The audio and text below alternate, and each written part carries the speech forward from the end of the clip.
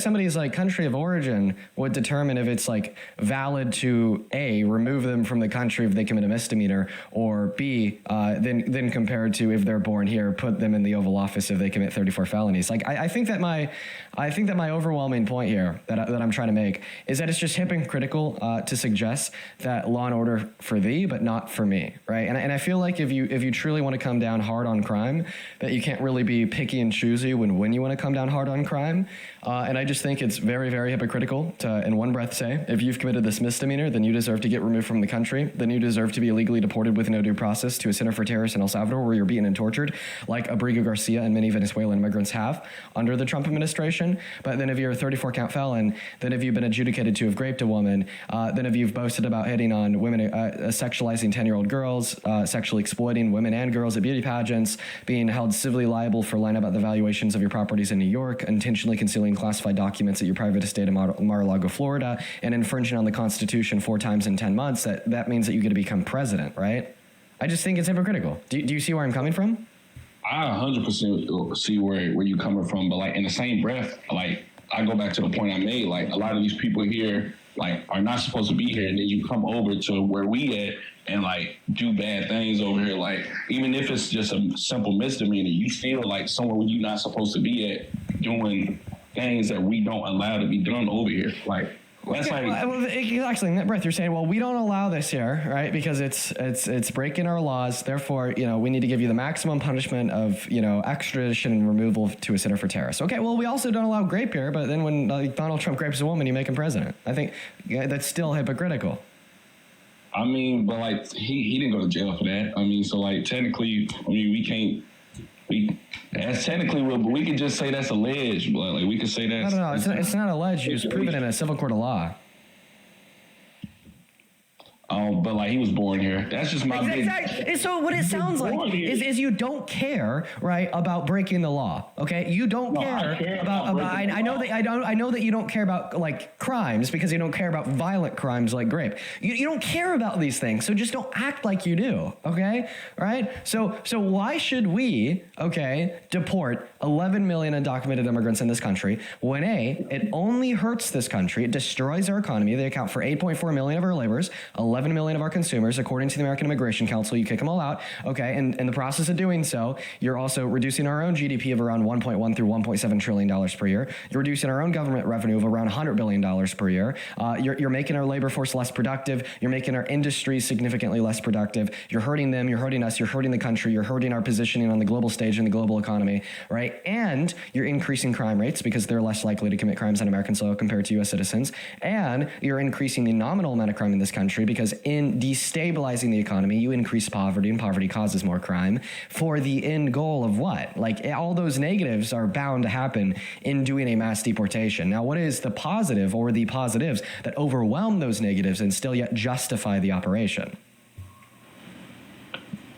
Bob, look, I get what you're saying. You right, man. Like you're 100% right on your points on why you think like it shouldn't be done. But like my thing is like if you're not supposed to be somewhere, like I just don't understand like how y'all can support people who are not supposed to be here and then they come and commit crimes. Like it don't matter what they do, you're not supposed to be here. So anything you do is gonna be more severe than somebody like me who was born here who's supposed to be here. Like, that's different. Like, you're just obviously not listening to me, man. So you obviously didn't listen to a single point that I just made. I understand that undocumented entry is illegal. It's a federal misdemeanor. All right, what I want you to understand is that undocumented entry has been incentivized and caused by our government throughout modern American history because our government has strategically and intentionally made the legal means of entry into this country unattainable, slow, and unaffordable, which has then incentivized many immigrants that are just simply looking for a better life to then enter into this country with the use of undocumented means, okay? And now we've seen many of them be here for like 20, 30 years, running businesses, providing to the economy, working in the labor force. And I think the next step is to first address this root cause of undocumented entry, which would be slow, neglected, and deprived legal means of entry, and then to find the best solution directed towards what to do with the 11 million undocumented immigrants in this country. And I feel like when we run a comparative analysis between mass amnesty, which would be offering the vast majority of them a pathway to residency or citizenship, right, and mass mass deportation, right, which is just removing them all from the country, point blank, period, I think it becomes obvious that mass deportation only hurts them, hurts us, hurts the country, and mass amnesty only helps them, helps us, and helps the country. So please, like, respond to any of the points that I'm making. I feel like at this point, not only have I given you a nuanced and comprehensive reduction insofar as why mass deportation is harmful, I've also given you a comprehensive, explanation insofar as like why we shouldn't deport them, even though they're quote unquote not supposed to be here, because a lot of the culpability for undocumented immigration falls on our own government, and why there's relevant alternatives to mass deportation like mass amnesty that are significantly better for the whole country.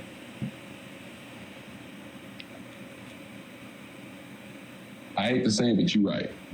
You're right, bro. You're right. And I appreciate hearing that, because your bio also says God first. Now, dude, HSSMB, there's somebody in the comment section spamming. It's no sound, dude. Come on. It's kind of like the question when I first saw live, because this is my first time ever seeing it live. I wanted to ask you, why don't you support them? Because I don't see where there's a reason besides like the deportation. Like, a lot of people hate that fact, but there's not many reasons to not like them. I don't think there's many. So, like, my question, I really wanted to ask you, why don't you like him? Well, okay, I'll definitely give you an argument why I don't like Trump as president. And I'm actually going to give you this argument from the perspective of a Christian, because I see that your bio says God first. So I'm going to try to use your own values, your own gospel, your own religious text to try to convince you to change your mind. So if I was a good Christian, I would not like Trump because, first and foremost, he doesn't have a moral character and he's not a godly man, okay? We're talking about a man that's raped a woman, sexually exploited women and kids, cheated on all three of his wives, one with a porn star, hit on his own daughter, hit on 10-year-old girls, okay? There's just no way in any sense that we could define this person as godly. And on top of that, when he told us in a sit-down interview in 2020 that he's never asked God to forgive any of his sins throughout his whole life. Okay, we also know that this isn't just an ungodly man, but it's also an ungodly man that's never repented. And then we turn around and we look at this unrepented, ungodly man's policy, and I just think it's inherently incredibly anti-Christian. Take, for instance, his economic reform. He, through the big, beautiful bill, destroyed the low class, took health care away from 10 million low-income Americans, let an ACA subsidy expire, which is now going to increase the health care premiums for 45 million Americans in the low and middle class. He took food stamps away from 3 million low-income Americans by funding the USDA by $156 billion. And according to the Center on Budget and Policy Priorities, okay, is reducing the purchasing power of over half this country while then increasing it for members of the top 1%. He's Robin Hood for the rich, take from the poor, give to the wealthy. Jesus detests that ideology. In fact, he made Matthew stop being a tax collector on low-income Jewish individuals in the area in which he lived in order to become one of his disciples.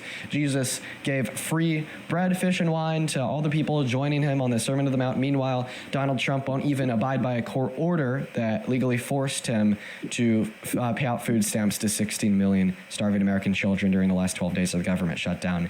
And there's many other things I could bring up here as well. But I feel like from the Christian perspective, considering the fact that he's an ungodly, unrepented man that has terrible policy that is not only bad for humans, but also in conflict with the moral values as described by the Bible, it becomes clear that you shouldn't support Trump if you claim that you are quote-unquote God first, as your bio states. Yeah, I'm 100% a Christian, but me personally, I've never seen that interview where Trump said that he's never repented. I've only seen things where Trump like praises God and he always values God and stands on like his big beliefs. That's another reason I firmly strong belief. It seems like you've really fallen for a wolf in sheep's clothing. You know, they actually describe similar virtues to be true of the Antichrist that's to come in the book of Revelation. And you're 100% right, but like, I'm not gonna lie, if that's true, I'm on your side. Like, if that's true, you kind of convinced me to like I shouldn't be supporting that me as a Christian man. Like, if he say I've never repented, that means he thinks he better than God. So like, and I and I'm gonna have to go check that out, and I'm gonna have to like fact check that to see if that's really what happened. I'm gonna have to fact check that to see if that's. Oh, I think that KJ's starting to lag. Yeah, it's starting to kick me out a little bit. But I'm not delusional. I didn't come up here to I really came up here to tell you how I felt about Trump and to see what your mindset was on it, because I'm open to both sides. I voted for Trump 100%. I voted for Trump. But I didn't come up here to just like tell you wrong. I came up here to learn and also to see where you was coming from in your talks. Well, man, I really appreciate you for coming up here and having an open and honest dialogue with me. I think that we need to be having more of those conversations, as Americans. I think that it's important immediately for us all, for our communities, for our country, and for the future of, the next generation of Americans. So I appreciate you for that, man. One thing that I actually am going to ask you to do here, if you don't mind, is just hang out in that queue for just another 2 seconds while I load up my own account into the box, because I'm realizing every time I disconnect all the guests on my stream and then I try to connect the next one, what inevitably happens for no reason at all is we get a really weird lag and glitch. But if I just keep one guest on the live, which will now be my second account off my phone, hopefully we won't run into that same issue. And perfect, I got it up here. All right, well, KJ, thank you so much for coming up here and having a dialogue with me. And I hope you have a good rest of your day. Oh yeah, thank you for bringing me up, and I just want to tell everybody keep God first. Keep God first, man. Thank you for bringing me up, though, man. Take care, KJ. Take care. All right, guys, we're going to move on to the next guest. Before we do, there's one person I'd like to thank here. Very first donor of the day. Thank you so much, Justin, for the $20 over on PayPal. He says, love you, bro. Hope your Jubilee debate went well. Oh, thank you so much, man. Love you too, Justin. You are always hanging out with us. You are always watching the stream, guys. Please show some love to Mr. Justin for the very first donation of the day with a $20 on PayPal. That is incredibly kind of you, sir. Now, if you want to be like Justin, if you want to support what we do here, you could find my Venmo, my PayPal in the link tree in my bio on TikTok. I was about to say pin message on YouTube, but we're actually not on YouTube. If you are curious what happened there, we had to end the YouTube stream because right now I don't have a upload speed of my Wi-Fi to support a dual stream to TikTok and YouTube simultaneously. I plan to try again. I plan to attempt to restart that YouTube stream here in a couple of minutes, maybe when we get the next Trump supporter loaded up in here. And we're going to continue to try throughout the 4 hours that will hopefully be on today. And hopefully, at one point or another, we will be able to get it to work. Welcome in. Do you support Trump? No, actually, I'm a kid. Oh, okay. We're going to go to kick you guys. Make sure if you're inside of that queue that A, you're an American adult. That means that you are an American citizen and you're at least 18 years of age. And B, you're a Trump supporter and you're ready and willing to come up here and have a good old conversation with me about why. Moving on to the next guest, we got Peyton Webb loading in. While Peyton is connecting, Maya, thank you for the second donation of the day. Drop in $20 over on Venmo, who says, donating because I love what you do, but also fix the YouTube stream. Yeah, Maya. Well, I'm working on it. I'm really trying to. Thank you for the $20. Show some love to Maya down below in that comment section. What's up, Peyton? Do you support Trump? No, you're... Okay, well, I think that you have a unusually small brain. Moving on to the next guest, guys. Only hop inside of the queue of your Maga. Y'all already know our rules here. Y'all already know our rules. Moving on to our next guest, Dennis. Everyone just give us a minute while we try to get that next guest loaded up in the box. And if you happen to be one of the 8.7 thousand people hanging out with us in here for the day, y'all make sure that we're double tapping on that phone screen and shouting out this live with a handful of friends. Y'all already know it. Welcome in, Dennis. Do you support Trump? So can I just have a quick kind of, but I have a question which will kind of determine whether... Are you American? I lived in America. You lived in America?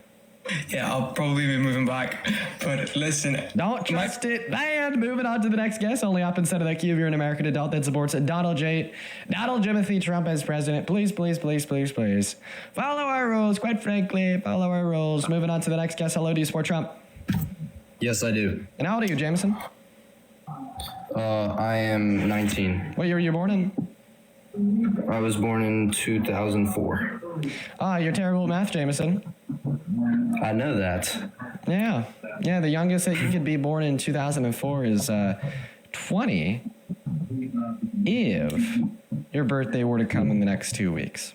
So 2007 was 19. Skedaddle, get out of here. Moving on to the next guest. No, 2007 wouldn't be 19 either. Come on, what are we doing? All right, we're going to move on to the next guest. Everybody in the chat is spamming 21. You could technically still be 20 if you were born in 04, given that your birthday's in the next 2 weeks. But obviously, vast majority of all people born in 04. What a weird glitch. Dude, my camera. Oh, fuck. Wait. My camera died. Listen, I need to go plug the camera in. Go ahead, take it away. Tell us why you support Trump as president. Well, I still support the attempt to restore our rule of law in the area of immigration. And I really like the things that he's trying to do. I don't know if he's doing it 100% the way I want it done with China on trade and rare earth minerals, things like that. He's done some good negotiations with countries that are hostile to each other. It's a very hard thing because Putin is really quite the psychopath. And I tend to support the Ukrainians. But anyway, and I also want to say that I actually admire you. I think you're charming and you do a good job representing your side. But I think you should try to be, if you don't mind me saying so, as a 73-year-old guy, slightly less mocking and a little more persuasive. The way they got the Romans to become Christians was not at the point of the sword, but by this guy, like he's called the ear tickler. Just go in, speak next to the people, and try to get them to change their mind. And you know what I mean? I'm saying you have all the qualities that you need for that. Okay. Well, first and foremost, for everybody watching, I forgot to plug in my camera before I went live on TikTok for the day. I have to keep it perpetually plugged in while I'm streaming, or else the battery will get exhausted and the battery will die. I did plug it in. It just needs to sit there for like 10 minutes to kind of build up like a base level of charge in order for me to be able to turn it back in and then have it perpetually charge while it's plugged in. I don't know if that sentence made any sense at all, but in other words, we're just going to be using the laptop's webcam for like the next 10 minutes. Unfortunately, I hate to see it, but it is what it is. Definitely a big jump in the quality there. And to you, I appreciate you for being here. I appreciate you for giving me your insight. I mean, listen, at the end of the day, dude, I'm just myself. This is who I am. The way that I debate is who I am as a person. It's reflective of who I am as a person. And I've tried to become like better suit to like have these productive, persuasive dialogues. But at the end of the day, if you don't like the way that I try to persuade people, maybe another streamer would be better for you to watch. And I try to do my best. But let me ask you this. Do you like JFK, the president, and what he was about? I honestly, I don't know too much about like the very specific policy that he ran on. Quite frankly, I feel like if you were to ask like a majority of Americans if they know the specific policy that JFK ran on under the age of 30, they tell you no. I hear good things about him. Okay, but he was anti-mafia, anti-corruption trade unions, was tough on the Soviet Union. I mean, there's a whole variety of things that he was good at. And I've always, I was a Catholic at the time, so it made a big impression on me to have a Catholic president. And Trump is actually closer to those positions than a lot of recent presidents. We've had too many internationalist presidents who are interested in trades, like, what's his name? Adam Smith said every economic decision should be based on reason and conscience. Forget it. We don't have anything with conscience. That's why the word capitalism is the correct word, because the capital forces have seized. I know that the camera went black. I did that intentionally. Go ahead, just keep talking. Capitalism is the problem. We need a free enterprise system. That's not the same thing. And we have to have antitrust for that. And for that, I mean, I don't know what to say about Trump so far. I don't know. Sir, can I be honest? International. Go ahead. Tell me. Go ahead. I just don't feel like I'm going to declare a reason why Trump is a good president. I'm sorry. You don't think that we should be enforcing the enforcement on the laws on deportation, etc.? Oh, yeah, totally. I don't think that we should be enforcing that for the most part. You think I think that there's some good scenarios to enforce it, some bad scenarios to enforce it. Well, I would do it differently. I would make everybody have to get E-Verify and then just arrest the bosses who hire illegals. We wouldn't have to round up anybody. Yeah. They would just leave because they have no way of... So do you support Donald Trump's mass deportation? Is that like one of the reasons where you're like, hey, I like this guy? That's what I would prefer, like as I said, done a different way, but I want them out. Oh, you want them out, okay. Because that's what a democracy is. We have delegates that make laws, and when you violate the laws, you violate the will of the people. Okay. Well, I mean, if violating the law, if violating the law is violating the rule of people, and the rule of people under a democracy is who determines what the leadership of that democracy will look like, then I'd argue that Donald Trump has violated the rule of the people because he was found guilty of 34 separate felonies, classing the state of New York, adjudicated for the rape of E. Jean Carroll, boasted about sexually exploiting women and girls. But these are propaganda points. We still elected him president. He's still the president. Probably we don't care about that. That's right or wrong. Can we go over like why specifically you think everything I just said was a propaganda point? Because first of all, It was the Carl thing. Okay, I'm a writer, and I went to Las Vegas, and I studied the whole problem of false sexual accusations, and I am not convinced at all that she's telling the truth. Okay, I know that the camera's off again. That's still me. I'm trying to figure out how to do a stream on YouTube. If you can't tell, it's not working out too well. I'm really giving it my best shot. So now I'm just changing a couple things here. I'm reducing my frame rate to 25 frames a second. Okay, and reducing the bit rate. There we go. Your laptop was fine. That's a fine picture. We can see you. Yeah. Well, I mean, the camera's just a little better. But you're fine. There's no problem. Hey, you know what, sir? I'm going to try the YouTube stream again because we never back down. We never give up. Ever. It just never happens, quite frankly. It's not us. We never back down. We never give up. We're going to try the YouTube stream one last time. Okay, here we go. Okay, expect like a massive lag crash in 5, 4, 3, 2, 1. The YouTube stream still not started. -1. Oh, did it start? Nope, -2, -3, -4, -5, -6. What's going on? Oh, there it goes. Hello. For everybody tuning in on YouTube, thank you for being here. I'm not clear if we have a solid connection. I'm not clear if it's lagging to hell and back. In fact, let's just go ahead and check it out on the phone right now. If we have a solid enough connection to do a stream, then that is what we shall do. And let's go ahead and check it out. Let's see. Everybody tuning in on YouTube, thank you for being here. Oh, you can't even see it. I forgot that I'm using my shitty camera. Not clear if we have a solid connection. I'm not clear. Lagging to hell and back. It's lagging to hell and back, chat. Just go ahead and check it out on the phone right now. It's lagging to hell and back. In stream, quite frankly. Okay, done with that. We're done with the experiment. Okay, no YouTube stream today. Womp womp. Big L's in the chat. Oh, did he leave? Oh my goodness gracious, he left. Yo, can we get some big ol' L's in that chat? Can we get some big ol' L's in that chat? All right. Because he left. Big L. All right, we're going to move on to the next guest right now. For everyone hanging out with us, appreciate y'all for being here. Make sure that you are double tapping away in that phone screen if you happen to be hanging out with us for the day. Make sure that you are sharing out this live if, you want to see some more MAGA debates. That's how we get more people in here to debate, is by making the live blow up across that For You page. Y'all already know it.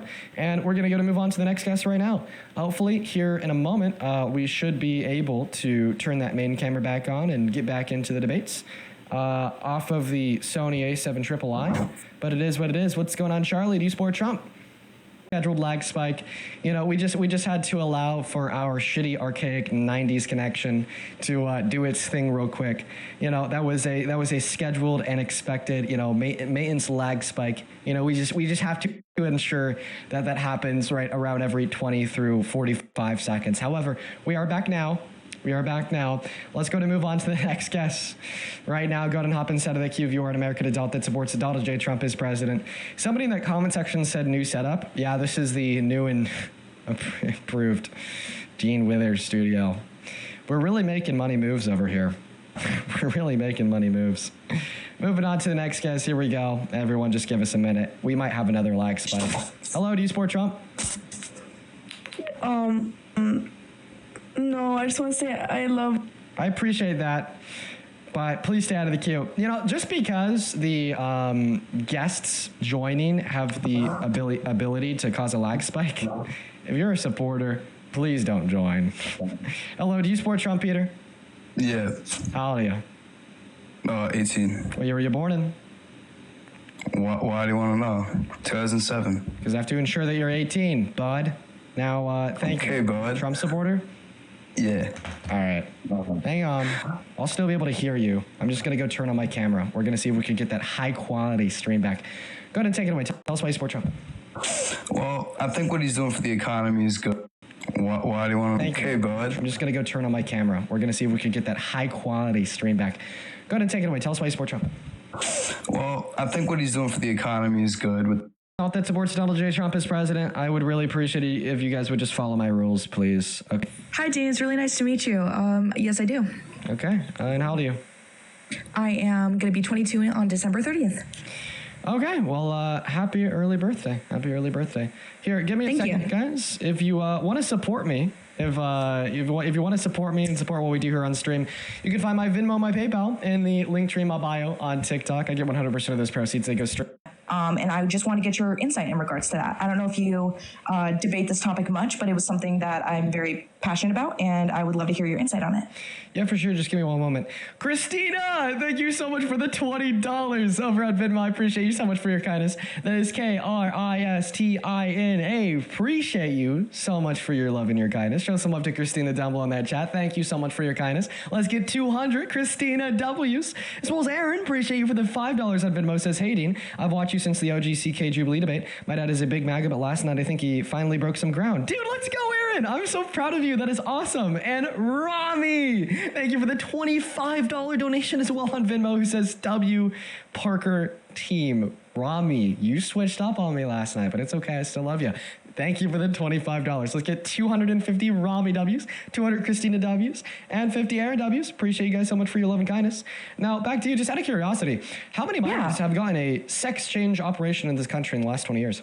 I'm going to tell you, I don't know the exact number, but I do know it is extremely, extremely low. That I can definitely say out loud, and I'm pretty sure you can agree with me on that. But there have been instances where people under the age of 17, under the age of 18, that have gotten sex changes, and I do not support that. I personally, in my personal opinion, don't even believe that puberty blockers, should be allowed until the age of 18. Actually, with Donald J. Trump, if I remember correctly, his bill, the executive order that he banned sex change, including hormones for minors, you have to be actually 19 according to his executive bill, if I'm correct. You can fact check me on that, but that's if I remember correctly. It's very... Out of curiosity, the executive order, I just want to read through it real quick. So the executive order, it's online. I forgot exactly what site it was on, but there are multiple sites where it shows you have to actually, his executive order says 19 rather than 18, which I think, in my opinion, it should be 8. Just give me around 30 seconds here. In the meantime, everybody make sure that we're double tapping away on that phone screen. Yeah, and if I'm false on any of this information, I'd love to be informed. Okay.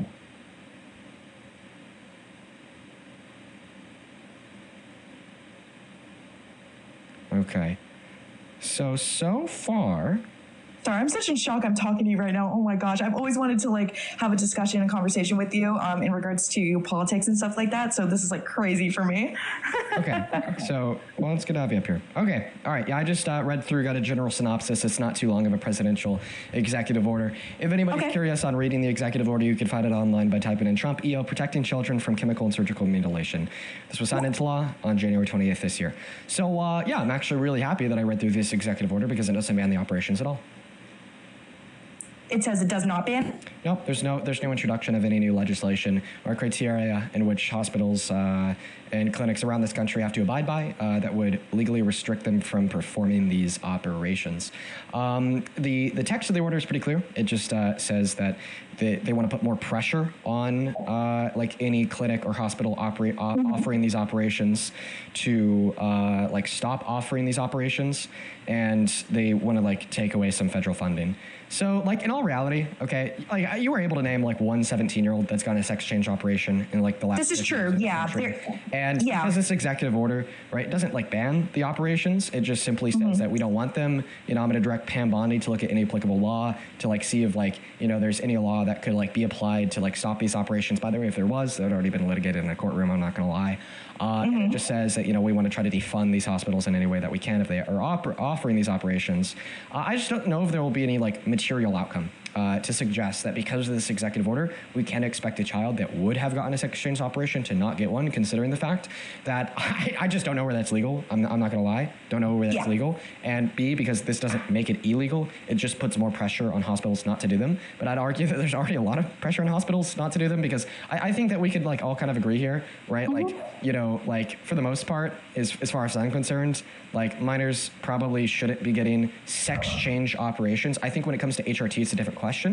Okay. But I just don't think that it's happening. Able to name one person in the last 20 years. This executive order doesn't ban it, just says don't do it, maybe put some pressure in the context of funding. Now, if you could demonstrate that this executive order would have any material outcome insofar as impact, right, to prevent children from getting these operations, feel free to try to make that argument. But due to the fact that this executive order doesn't directly ban them, I feel like you're going to have a difficult time in doing so. Definitely, I definitely agree with that. And the only reason I did mention Jazz Jennings at age 17, I don't know, are you aware of Jazz Jennings? I've heard her name before. Yes, she actually has a reality show on TLC.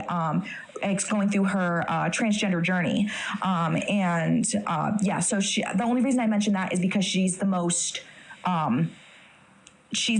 popular within mainstream media that has gotten a sex change under the age of 18. Yes, I've heard Trump talk about on multiple occasions that he does not want this to happen and about defunding it. And yeah. I'm just not really led to believe that, right, the proponents of this policy really care about children. I just think that they want to stigmatize the LGBTQ plus community more. The reason why I say that is because, right, you know it's like significantly more prevalent than minors having legal access to sex transition surgeries. Mm-hmm. What is it? Minors having legal access to engage in intercourse. Legal consent in many states is either 16 or 17. I'd argue that that's a significantly broader issue, right, in which leads to an infringement upon the bodily autonomy and bodies of minors compared to any legal accessibility of sex change operations. You know something else is that in 36 states, with parental consent, minors can get married to adults. Okay. With the consent of your parent. In Tennessee, for instance, okay, if you're 16, you can marry 35-year-olds. Okay, so what I would argue, right, is that if we truly care about the youth, if we truly care about the next generation, if we truly care about kids, we should ensure that no minor anywhere in this country, right, can legally consent to intercourse, with an older adult. We should ensure that no minor in this country can have their parent consent to them becoming married to an adult.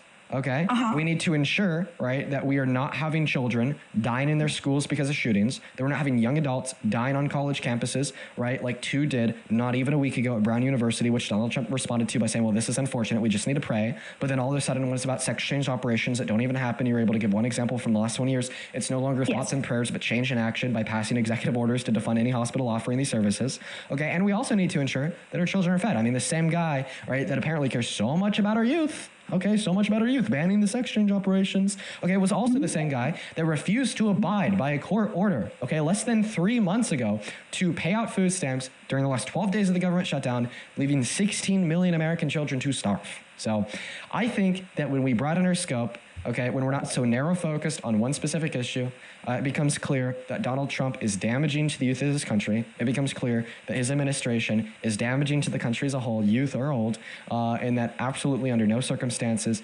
has there yet been provided a good argument to justify that he is somebody who should be president. You know, those are really great points. And actually, from watching your podcast, and watching your live streams, there was some information about Trump that I didn't know that I don't necessarily support, to which I thank you for providing that commentary and that information. I do want to say, though, that I know you said that you necessarily don't disagree with hormone therapy being necessarily banned for under 18. In my personal opinion, and I know Trump agrees with this as well, that we personally are not the biggest fan of it in regards to children. And I was wondering why you specifically are okay with it under the age of 18, specifically hormone therapy. Well, yeah, I just want to ensure that we're tracking a linear dialogue here, specifically on the prompt suggested, which is why do you still support Trump as president? And I feel as if I just gave you a pretty compelling counter argument insofar as why you shouldn't support Trump as president, even though he doesn't think that minors should be able to access sex change operations. And I'd really appreciate if you could first respond to that position before trying to change the topic of conversation and the scope as well away from why do you still support Trump as president to why does Dean think that in some scenarios it is okay for minors to access HRT? Yeah, so I actually can't argue with those points that you just mentioned. I believe that there's a lot of gray area when it comes to the food stamps, but there are a lot of people that are struggling, and I cannot deny that, that do need those food stamps and stuff like that. I think you created a lot of really great points, and honestly, I can't disagree with that. I will say the main reason... So you just no longer support Trump as president? Well, it's not that I don't support him still. It's just mainly when it comes. Why do you still overall support him? Like, do you think that his administration generates a larger positive impact on this country than the negative impact that they generate? I think it really just depends. My biggest thing when it comes to supporting him is I watch both sides. And I personally see more. I know that there's a lot of things that he's done that is not necessarily good. But I feel like when it comes to certain issues and stuff like that, that I feel so passionate about. Well, do you think the pros outweigh the cons? Yes or no? Like, from your perspective or with your beliefs, do the pros outweigh the cons? Do the pros outweigh the cons? Honestly, I think it's 50-50. I honestly think it is 50-50. But again, I haven't really seen, I think my biggest thing for supporting him is I care a lot about the specifically 50-50. Wait, so just like run through the pros real quick? Okay. Sorry, this is a lot of pressure. So for me, my pros with Trump specifically is, and the main things I focus on when it comes to Trump, there's other things that I'm going to admit that I don't necessarily focus on. The main things I focus on is specifically when it comes to our youth. It's not necessarily when it comes to food stamps and just such like that, like what I just mentioned. I think those are bad, but I think the reasons why I do support him is I feel like specifically for like the pros. For the pros, yes. So specifically for the pros, like I said, with the sex changes, which I know is very rare under 17, and him pushing for HR3, which I know is very rare, and I know trans people make only 1% of the population. But another thing too that I do want to get into that I do support him on is I think within recent years of our society, in my personal opinion, I think that the topic of sexual stuff has increased, specifically within the LGBTQ plus community. And as someone who is actually a part of the LGBTQ plus community, I think that our community is sexualized a lot, and I think it is pushed on young children when children should just be children. Now, I'm not disregarding the fact that Trump has done things. I think that the LGBTQ plus community is sexualized by like crazy conservative Christians, but that's about it. Right? It's like the conservatives' dad that sexualize the LGBTQ plus community, then push it on their kids. That's it. Right? Because what the crazy Christian conservatives will say, right, is, well, hey, right, it's all about sex, it's all about intercourse, it's all about lust, it's all about dudes kissing dudes, okay, that's all it is, and then they'll turn around and they'll push that on their children. They'll say, you can't like dudes kissing dudes, okay, anal intercourse is so wrong, and the LGBTQ plus community wants to shove it down your throat, when in all reality, what this inevitably concludes in is the only time that we see a large group of people sexualizing the LGBTQ plus community, then pushing it on the youth, is when we hear these estranged, bigoted, and homophobic talking points from the right that they then turn around and try to indoctrinate their youth into believing, thereby perpetuating heteronormativity in the same breath.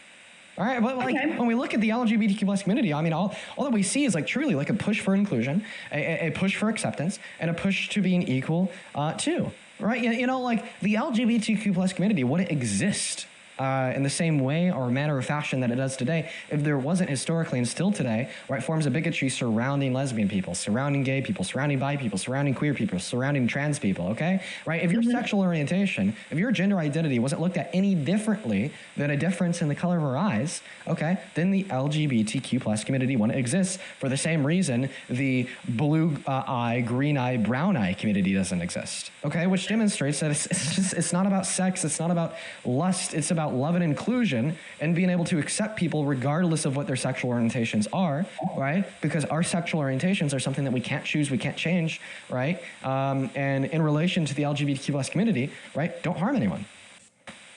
That's fair. That is fair. I actually would like to counter-argue that and say that the Democratic Party has sexualized and made the LGBTQ plus community look worse than the Republicans, actually, and the conservatives, in my opinion. Yeah, okay. I know it's going to sound crazy. Okay, I'll let you make your argument. I understand that I'm interrupting you. That's bad. So I'll give you the mic. But, like, you do understand that the Republicans are the ones that, like, say, like, if you're gay, you're going to hell. If you're gay, you're a P3DO, so on and so forth. And you're going to argue that there's something that the left is saying, there's something that the Democratic Party is saying that makes the LGBTQ plus community look worse than literally saying that they're all P3DOs that are going to burn in hell and want to abuse their kids. Like, that's crazy, but the mic is yours. Okay, so let me clarify just a little bit. So I'm not saying that there's people within the conservative and the Republican Party that do not say that, which in my opinion is horrible. My personal stance is if you're a part of the LGBTQ plus community, as long as you are not pushing your like sexuality and stuff on young children who are still trying to grow and figure out their life, that's like, it's fine. Everyone should just live their life peacefully and equally. Like I said, I think the Democratic Party has done a worse job at making the LGBTQ community look bad. Specifically, transgender issues are something that I pay a lot of attention to. But I have a question. How do like gay people push their sexuality on kids? Okay, so it's mainly from my sources. It is mainly people from the internet. It is mainly people from social media that are pushing this on young kids. How? And can you give me an example? Like, what does this mean? Yes. So I'm going to give you an example, and I know probably a lot of people in the comments will be like, that doesn't count, but Lily Tino. Specifically, Lily Tino, I do not know if you know who Lily Tino is, but I feel like Lily Tino has made the LGBTQ community, Lily Tino is a Democrat, and I feel like has made the LGBTQ plus community, specifically the transgender community, look so bad with the way that Lily Tino has gone about, talking about specific matters, specifically in children's spaces and in predominantly childlike areas and in public spaces. I feel like Lily Tino has made the community look really bad, and I feel like there's other Democrats I can mention within the LGBTQ plus community that I feel like specifically when we're talking about Lily Tino, like I take a lot of issues with Lily Tino. Okay, I take a shit ton of issues with Lily Tino. Okay. But I don't think that one of those issues that I take with Lily Tino, right, is like trying to indoctrinate and push the youth to be gay. Like, even if right, Lily Tino was like just more insane than I think that she already is in a lot of senses. Even if like Lily Tino was like going on TikTok being like, hey, your kids need to be gay. Everyone needs to be gay. Make your kids gay. Make them gay. Make them gay. Make them gay. Right? That there's still wouldn't be like a representation of the left as a whole. Okay, like we can't just like sit here like point out like one person and then argue that this one person who gets a shit ton of backlash from both the right and the left for a lot of their actions, right, is like somehow then culpable, right, for this generalized view that the LGBTQ plus community as a whole needs to suffer and are terrible for like pushing their sexuality on young children, right? Because it'd just be one person that gets pushback from the right and the left, and if anything, the pushback that they get from the left is a demonstration, right? That like no, this isn't going to be right like an issue of the left as a whole, right? Like keep in mind the question was how are gay people pushing their sexuality on children? First and foremost, okay, as far as I know, Lily Tino isn't gay, right? Lily Tino's trans. Being trans is not related to your sexual orientation, as that is an incongruence between your gender identity and phenotypical sex traits. And B, the issues that I do take with Lily Tino, right? I guess don't really boil down to me thinking that she's pushing sexuality on children. No, not sexuality. Just I guess I should say the LGBTQ plus rhetoric or, idea.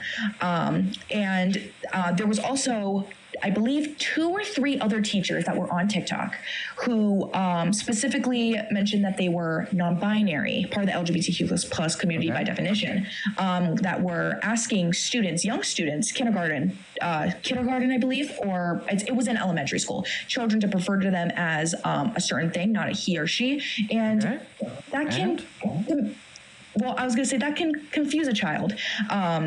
Well, so you're saying it's an educating opportunity to children to give children a better idea of the way in which the world operates. I don't really see the issue with that. Oh no, inclusion of people that aren't binary. I think that's a good thing. I think that we should be inclusive of non-binary individuals, regardless if you like it or not, regardless of your bigotry or not. Non-binary people exist. Non-binary people are valid, and non-binary people have existed and will continue to exist.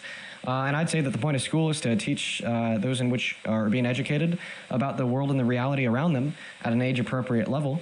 And I don't think that it's age inappropriate for a non-binary teacher to, have their children address them by preferred pronouns. I think that that's pretty comprehensible by elementary school children. We teach pronouns to elementary school children. It seems age-appropriate to me. Don't understand why that'd be wrong.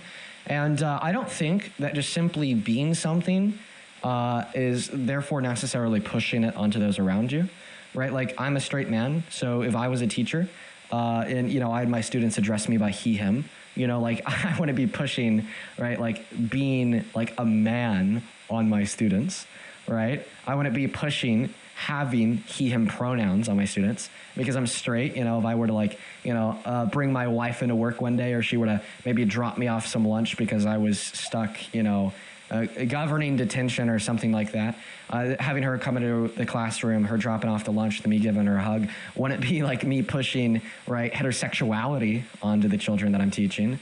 So, I mean, I just think that a teacher being non-binary and having, you know, their students address them by preferred pronouns would be pushing, you know, preferred pronouns onto their students. If anything, it would be a good educational opportunity. Well, in my personal opinion, I actually disagree with that. I think when discussing things about non-binary and just gender identity in general to young children could potentially confuse these children. When, in my personal opinion, children should not have to be worried or have to, in my opinion, I don't even think children should be thinking about sexual orientation at that young of an age or gender identity or anything. Being non-binary is not a sexual orientation. No, sexual orientation or gender identity. Okay, well, I mean, so if children shouldn't be thinking about a gender identity, but then I want you to go and tell all teachers in all schools ever that they just need to stop using preferred pronouns, point blank, period. Okay, if you're a cis man and you're teaching, okay, all of a sudden you cannot have your children address you by he, him, because that is like apparently teaching them about gender identity. Like what? Well, I was gonna say specifically. When it comes to it, I don't know. It rubs like, is it okay to like push gender identity on children as long as it falls within like this the binary and falls within the umbrella of being cis? But if it falls outside of the binary, then it's not okay. So what this sounds like is that you don't take an issue with like quote unquote pushing gender identity on the students, okay? Because you're okay with cis men calling themselves cis men, going by he and pronouns in front of their students in the classroom. But it's more so just like an issue that you take with non-binary individuals. She left. Why did you leave? No, come back. Come back. Why did you leave? Crazy. Okay. We're going to go to thank a couple people here real quick. Gabby, thank you so much for the $10 on Venmo. Says thank you for your work. Please remind people that sexual preference is different than gender identity. Yeah, like she was confusing the two. Then Sunny, thank you for the $10 over on Venmo. Sunny with the $10 on Venmo says, I work in the PACU at the biggest hospital in my state and we offer sex change surgeries. Never once have we had a sex change patient that is a minor. Yeah, I'm like really unfamiliar with that being performed on minors. Kelly, thank you so much for the $15 over on Venmo, who says, so we care more about gender affirming care than students getting gunned down in schools. Shit's so fucked. Yeah, it is fucked. Yeah, they don't care about the youth. They just care about, you know, their own bigotry. Thank you for the $15, Kelly. Show some love to Kelly. Show some love to Gabby. Show some love to all of our donors. As well as at Huff, thank you so much for the $2.50 over on PayPal. Thank you so much, Zachary with the $5, Ava with the $1, and Matt with the $1. We're all caught up. If you guys are watching and you do want to support me, if you want to support the Get a Better Wi-Fi Connection Fund, you can find the Venmo and the PayPal in the link tree in my bio. Right there too. Appreciate you guys so much for all the love today. We are going to go and load up that next guest now. But keep in mind that I'm expecting another lag spike. Whenever we load a guest up, we get lag, and that's an unavoidable fact with our current... And there goes the lag. Oh, It was on cue. Literally on cue. What's up? How old are you? I am 19. What up? What's up? I got a question. Well, how old? I just said my age. 19. Oh, sorry. You did just say your age. I'm a little bit in the clouds. What year were you born in? 2006. Why you asking all these stupid ass questions? They're not stupid. I just have to like verify that you're not a minor. Line about your age. That makes sense. That makes sense. Yeah. No. Are you a Trump supporter? I'm neither. You're neither. Okay. Well, can you read that sentence on top of my head? But I do. If I was to vote, when I did vote, I voted for Trump. Okay. Whatever. That's fine. I guess you're still in the right place. You had a question. What the fuck is your question? So look, you ready? Yeah. So do you believe in Jesus Christ? Yeah, I believe that Jesus Christ existed. Not sure about his divinity. That's why I'm agnostic. Okay. So for all of my Jesus Christ believers that are Democrat, how are you going to support democracy if democracy goes against the Bible? Like being gay. Like, look.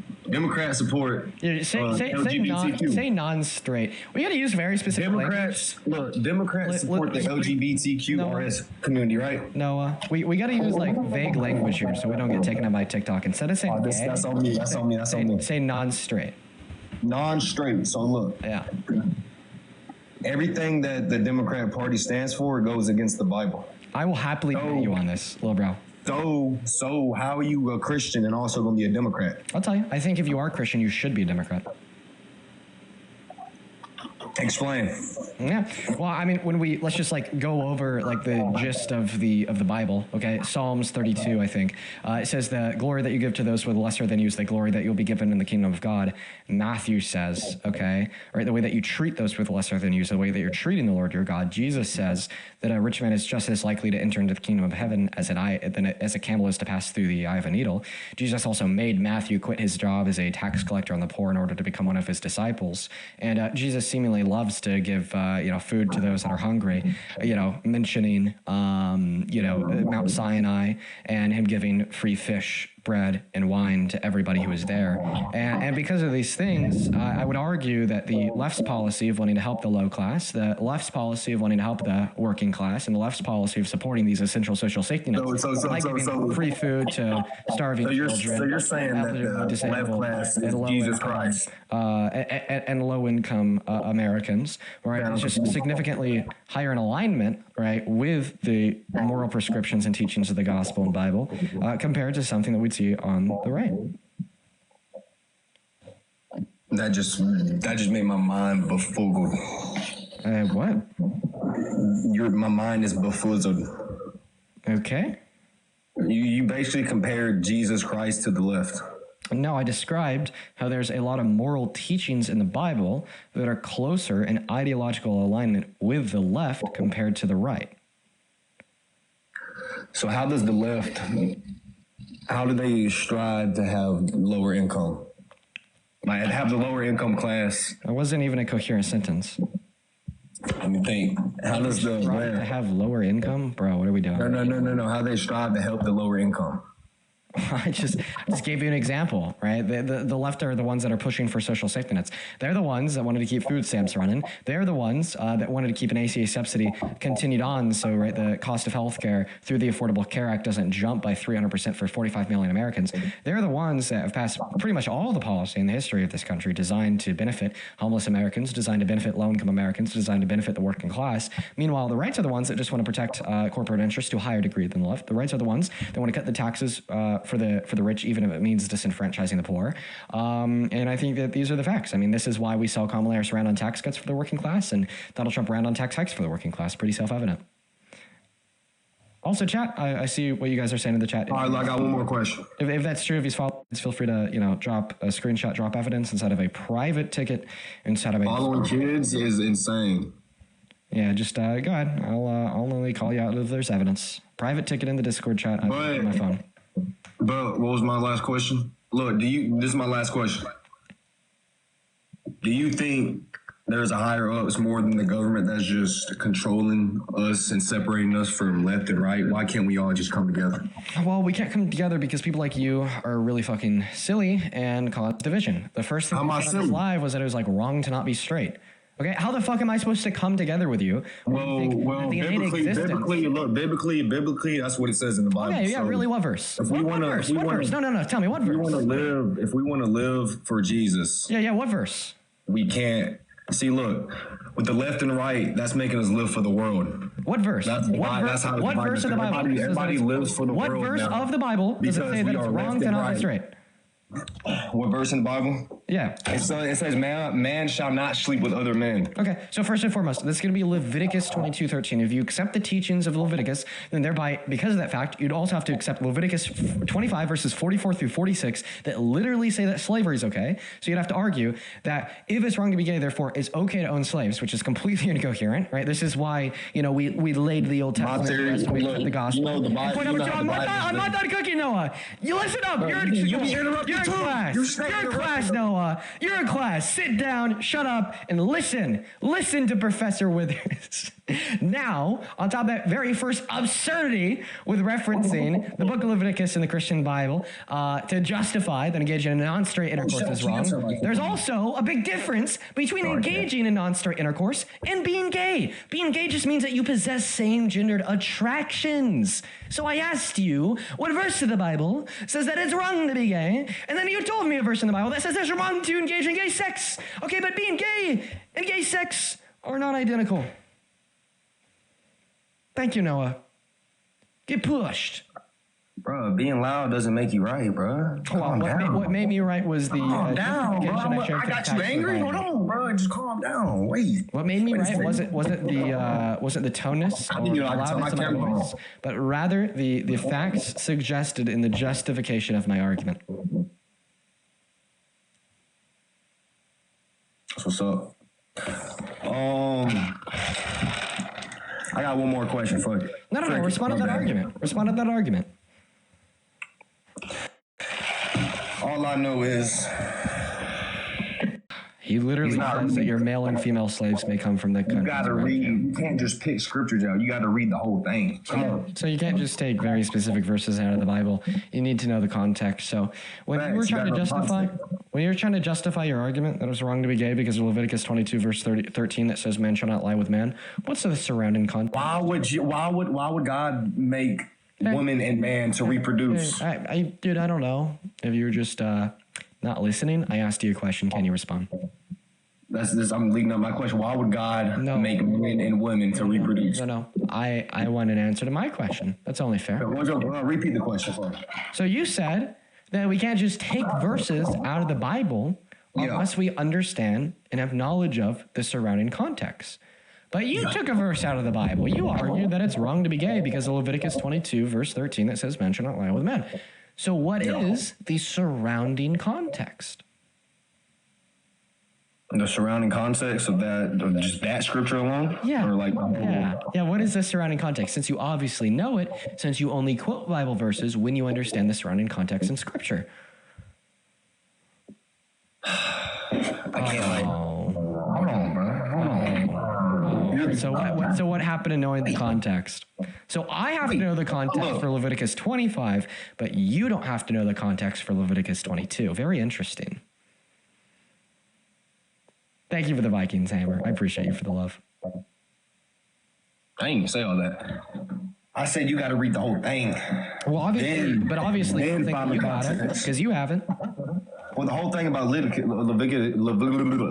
Now, look, I'm not from here, so you got to give me a second. Leviticus. The whole thing about that is talking about how men shall not sleep with other men. Okay, well, that's just not true. With your context, what you're talking about, the slavery part, is just in that period. It's like it's not talking about people should owe slavery. It's talking about some other. I haven't read that whole part, so I don't want. I just tell you. So this was after, God quote unquote freed. Look, read from 1 going all the way down. Oh, trust me, I have many times. I can tell you. So this was after God freed the Israelites from slavery in Egypt, and then once they were back in Israel, what happened was God then laid the groundwork for what their laws were, what their moral rules were for enslavement. And what they said, right, is God was speaking to Moses at the beginning of Leviticus 25, literally verse 1. It starts by saying, God said to Moses, and then it detailed a bunch of different moral laws for the Israelites. And about halfway through the passage of Leviticus 25, he starts talking about the moral laws surrounding slavery. And he says that your male and your female slaves may come from the countries around you, okay? And you may bequeath them as property to your children once you die, and you could own them as property for life. But he also goes on to lay out the framework about how you can't enslave each other. An Israelite cannot enslave an Israelite. They could only enslave a non-Israelite. Because of what happened to you in Egypt. We can't enslave each other. You just answered the whole thing for me. Thank you. Chat, clap it up, chat. He just answered it for me. We can't enslave each other. So, by slaves, he wasn't meaning us. He was meaning other things. Yeah, this is synonymous to American antebellum slavery not being wrong, because white people couldn't enslave other white people; they could only enslave black people. Israelites can't enslave other Israelites; they could only enslave non-Israelites.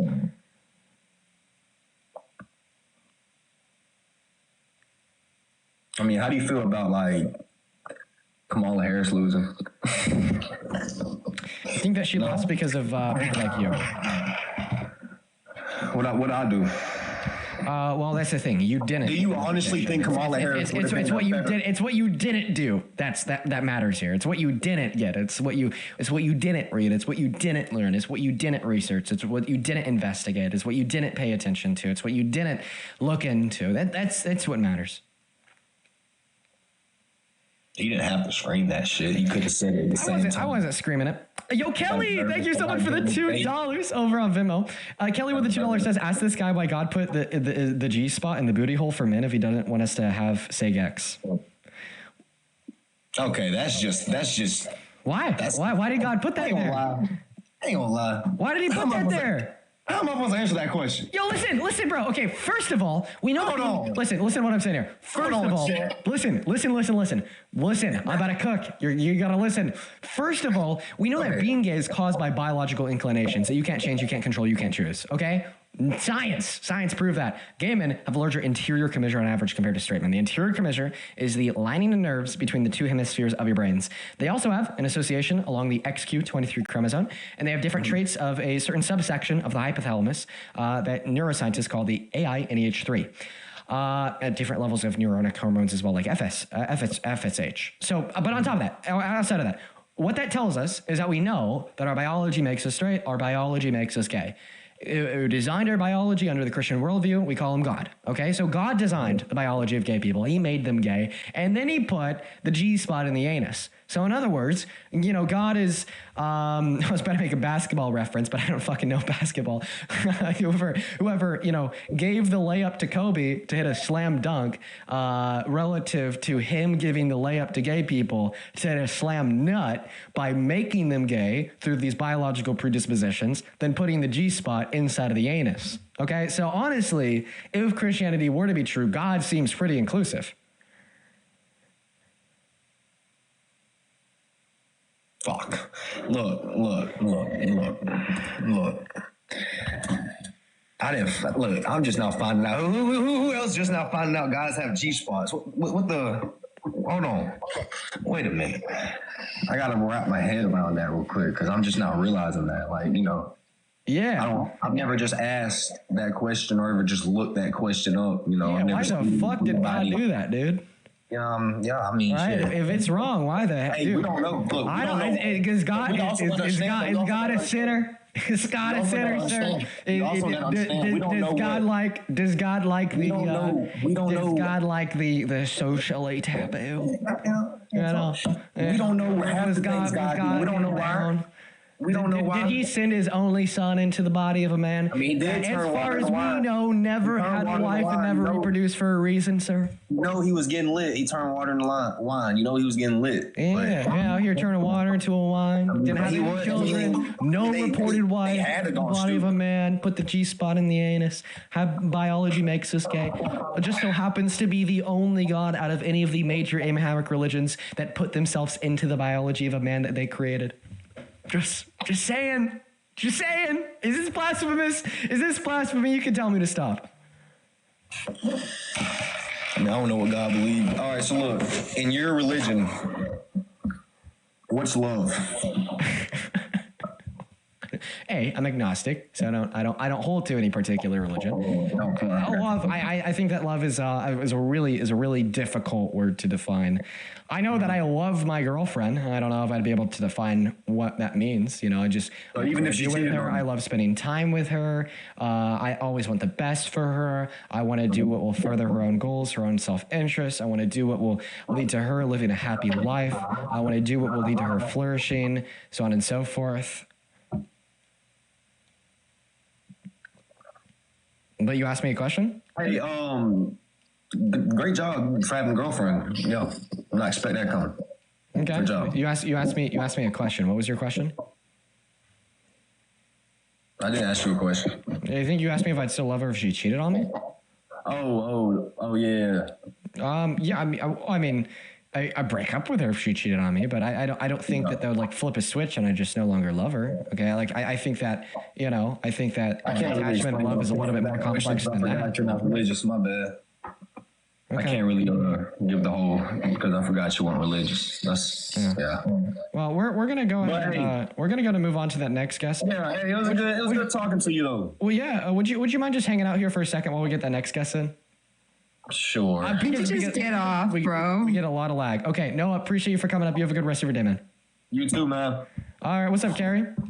Hi, I didn't actually mean to join like I did. I was just telling Noah to get off. So.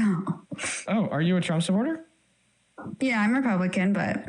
Do you want to chat or are you not feeling it? I'm not feeling it. Okay, would you mind like hanging out with us for like 5 seconds while I try to get the next guest up? Sure. Thank you. I appreciate that. We're dealing with some really weird lag where whenever there we go, we got the next guest in. Okay, Carrie, thank you so much. You have a good rest of your day. Thank you. If you ever do want to debate, please get back in that following list. Sorry, not making the following list. Back in the queue. I'd love to chat. What's going on? Do you support Trump?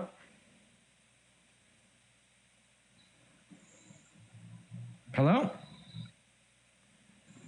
I think this guest is sleeping. Okay, well that's nice for us because now I got to get that next guest up without causing the live to crash or to glitch.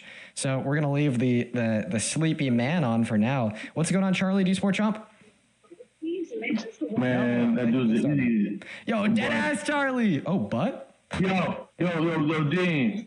Yo, real quick though, I'm gonna get off your live. Do they not know that Jesus, by definition, was a socialist?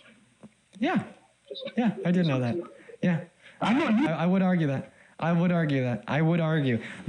There is a great argument that Jesus was a socialist. There is a phenomenal argument that is true. Legitimately. What's up, Jordan? Do you support Trump? No, but would you run for president? 2028? Well, I won't be able to run in 2028. 2028 I'll be like 24, 25, so no. 2040 would be my youngest year of eligibility. I might not. I don't know what my future holds. Hello, do you support Trump? Well, it's really annoying. Get the fuck out. You are banned. You are quite frankly, you are banned. Moving on to the next guest, guys. Only up inside of the queue if you are an American adult that supports Trump as president, please. Make sure that we're following those rules and, make sure you're hopping in that queue if you're MAGA. Really appreciate it. What's going on in zone edits? Do you support Trump? Yeah, they're certainly not here. Okay, moving on to the next guest, guys. Here we go, everybody. Just be patient. What's going on? Do you support Trump? Santeria? Nope, they're not here. Only up inside of the queue if you are an American adult that supports Donald J. Trump as president, please. We're looking for some Trump supporters to debate, quite frankly, follow our rules. And yo, Jessica, thank you for the the $20 over on Venmo, who says, if you ever run for President Dean, you got my vote. Jessica, that is so fucking kind of you. Thank you for the love and support.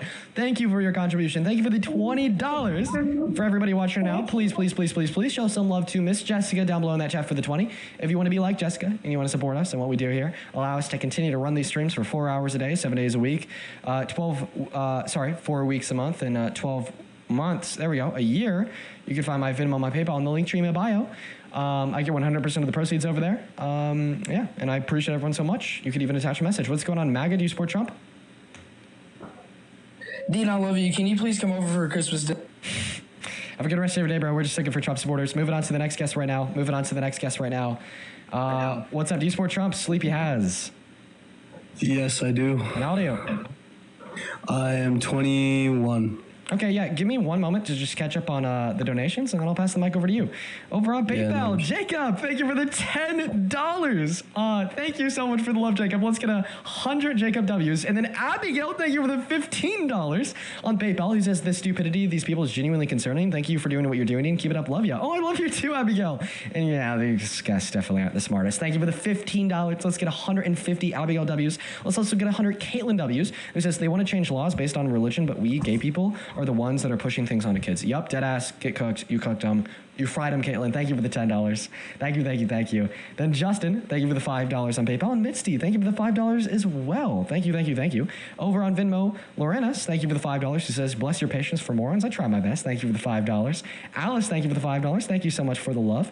Cassidy with a $1. Miley with a $10, who says, did you know that the original translation of quote-unquote men shall not lay with men is a mistranslation, and the original translation is men shall not lay with boy?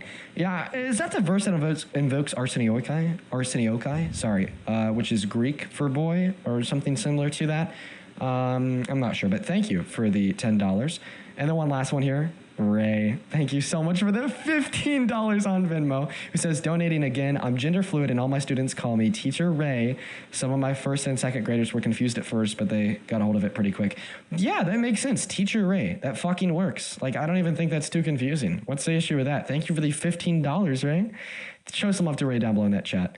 And then one last one here. Thank you, Allison, for the $15 over on Venmo. Thank you so much for the love. Let's get 150 Allison W's. Thank you all so very much for your kindness and your generosity today. You guys are fucking awesome.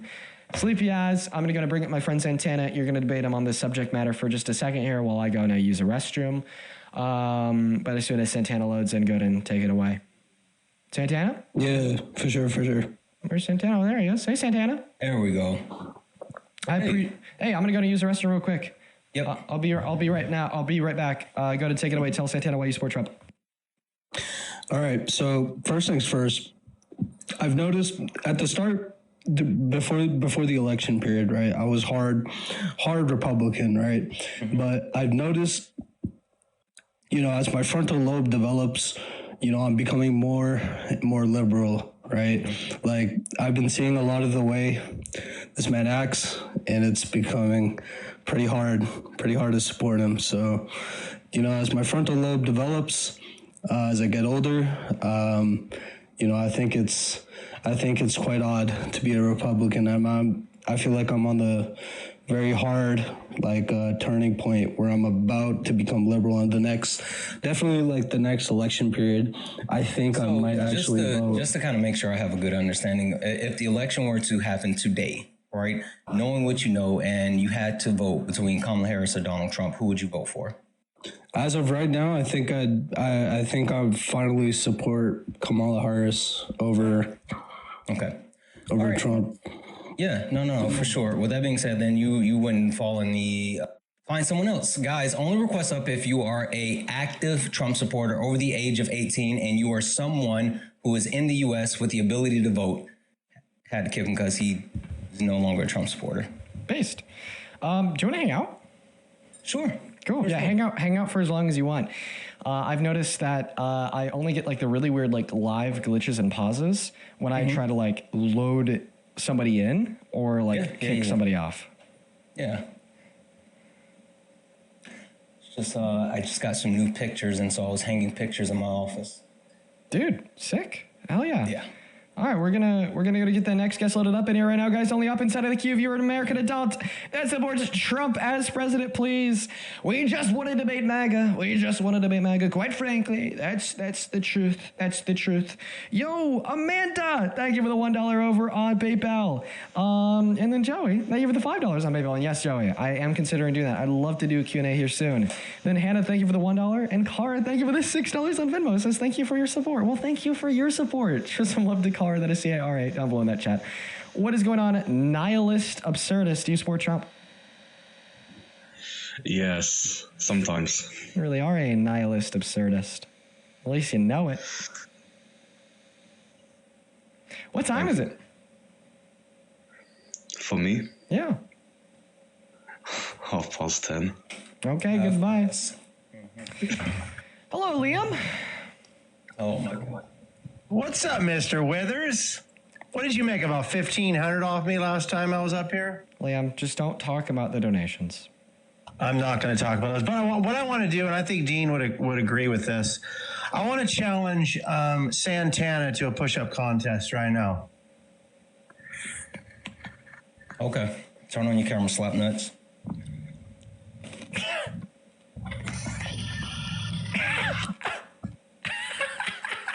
Why are you hesitating? All right, let's get down. Let's go. All All right, on the ground. Get on the floor. Get on the ground, Liam. You first, big dog. I'm not gonna waste my time if you're not gonna do it. So if you're gonna do it, let's do it. Do your push-ups, I'll do mine. No, that's not how it works. You have to do them at the same. Both get down, one for one. Liam, who the fuck are you? The push-up police? Three, what are we doing? Wait, Liam. This isn't what you did with me. No, what I told you is there's videos around TikTok of me doing at least wait a minute. Liam. This isn't what you told me to do a handful of days ago. You joined my live. You said, Dean, let's do a push-up contest. I said, okay. That's not what I said. Get down, do as many push-ups as you can, and I'll beat you. That's not what I said. Or I said, if I do 25, will you match me? And you said yes. So you actually agreed to do a competition with me, right, that you were now disagreeing to do with Santana.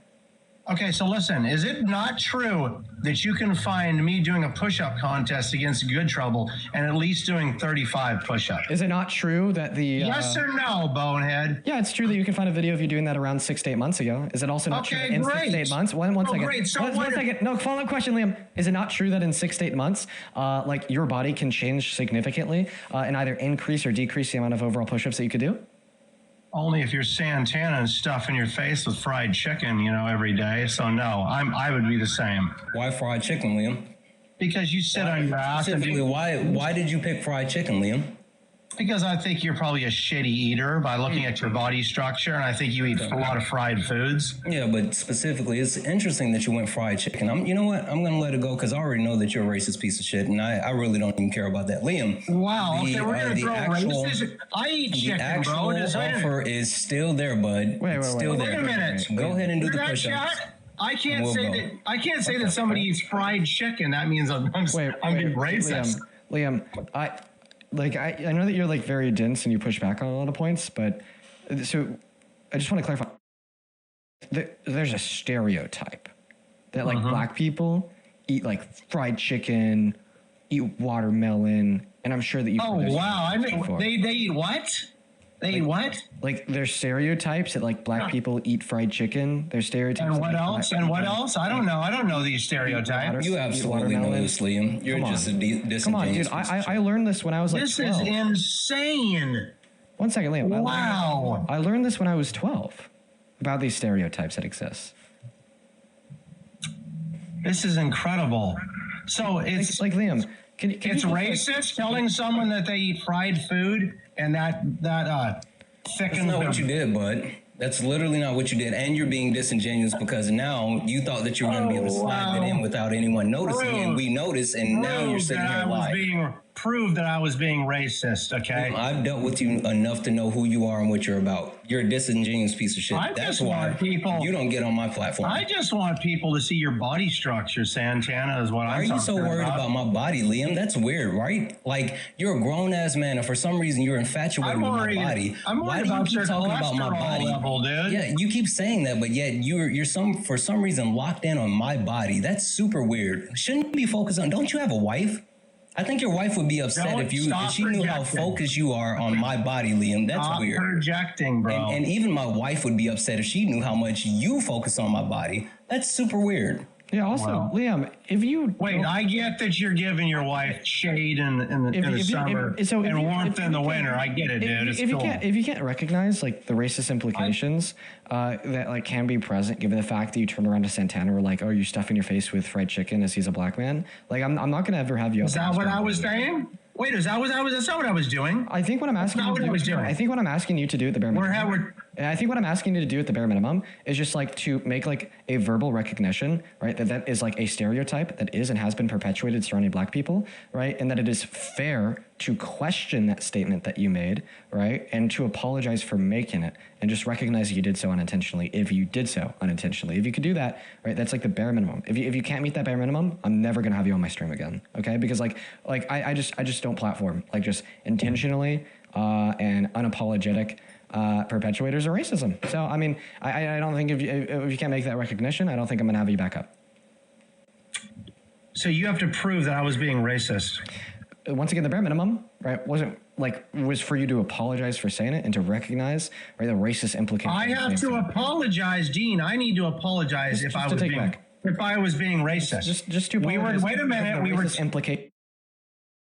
We were talking about a push-up contest, okay? And then you target the black guy. Like, oh, I bet you stuff your face with fried chicken. That very obviously has racist implications. I'm asking you to apologize for that and to recognize those racist implications. I wasn't trying to be racist. Again. But that, like, obviously that statement has racist implications. I think that it could probably have racial undertones maybe or something to it. But if you're talking about a physical endeavor of trying to do over 20 push-ups, racial undertones. Okay, and so you're just apologize. Hang on. Racial undertones, but you're on a mission. I'll just say this, Liam, like seriously, and wait a minute. I don't so when expect somebody anything comes of up you, here and says, Liam, turn on your camera, hey, slap nuts, Liam, and that's how the conversation starts. I don't expect anything of you. I don't. I genuinely don't. And while Dean has his own red line and he actually feels the way that he feels, for me, like you sitting up here perpetuating racism, whether it's unintentionally or intentionally, never surprises me. And that's because you're an idiot. Right? You're like literally stupid. And so whether you're trying to be racist or not, like it doesn't surprise me. So it doesn't even shock me. I genuinely don't even care. I really don't. Now, are you going to get down and do the push-ups? Yes or no? Again, that's not how it works. Okay. So your answer is no. No one trusts you. So your answer is no, Liam. We will both get down Liam, at the is same your answer time yes or no? Yes, you and I are both. So your answer is yes. All right, get on the ground and do the push-ups, or either shut the fuck up about it. One of the two. I really don't care, Liam. Listen to me, Santana. You're never going to follow through with that commitment. Okay. My point was, I will do it with you, one for one. That's what I will do. But I could literally say, you know what? You can. Sorry, I had to mute you because I just wanted to thank somebody. Mia, thank you for the $20 over on Venmo. I really appreciate you so much for your kindness. Let's get 200 Mia W's down below in that comment section. This came through 5 minutes ago. I just saw it on my phone. Thank you so much for your kindness. Mia with the $20 says, hey, Dean, are you interested in looking for mods? I'm definitely interested. I'm 19 and I'm in PA. I've donated before Team Blue. Well, I appreciate you for the love, Mia. I actually think that we do need to expand that mod list, so I'll definitely keep that in mind. Thank you for the $20. And then Sabrina, thank you for the $5 who says, hey, Dean, lesbians love you. Thank you for all that you do. Thank you for your love, Sabrina. Thank you for the $5 and the kind words. And then Odessa with the $5 says, ask Liam for me, quote unquote, it's really small, huh? He didn't respond, therefore it is. Jennifer, thank you so much for the $10 who says keep the conversation going and change minds and kick Liam. He's not worth your time. Yeah, that's probably going to come. Thank you for the $10, Jennifer. One moment, one more. Tara, thank you for the $16 over on PayPal. It says, Dean, thank you for your intelligence and continuing to debate and be sensible. I look forward to watching you debate every time I log into TikTok. Oh, thank you so much for your kindness, Tara. Show some love to Tara. Show some love to Jennifer. Show some love to Odessa, Sabrina, and Mia. Thank you 5 so very, very, very much. So, Dean, I also want to say, Dean, thank you so much for the 2. I know you said we definitely trust Santana more than the Timu Ron Weasley. He's not even good enough to be that. W's in the chat for Junior for the 2, saying that he's obsessed with your body, whatever, you're kind of hot. I know he has a thing for me, and I don't blame him for it, but it's just weird that it's projecting this way. And W's in the chat for Lauren for the $10 donation. Yes, Liam has tiny hands and tiny everything. He's very upset. Yeah. Thank you all for the donations. And thank you for being a good boy and waiting for him to finish before you started to speak. Dean, put me on the big screen for a second. No.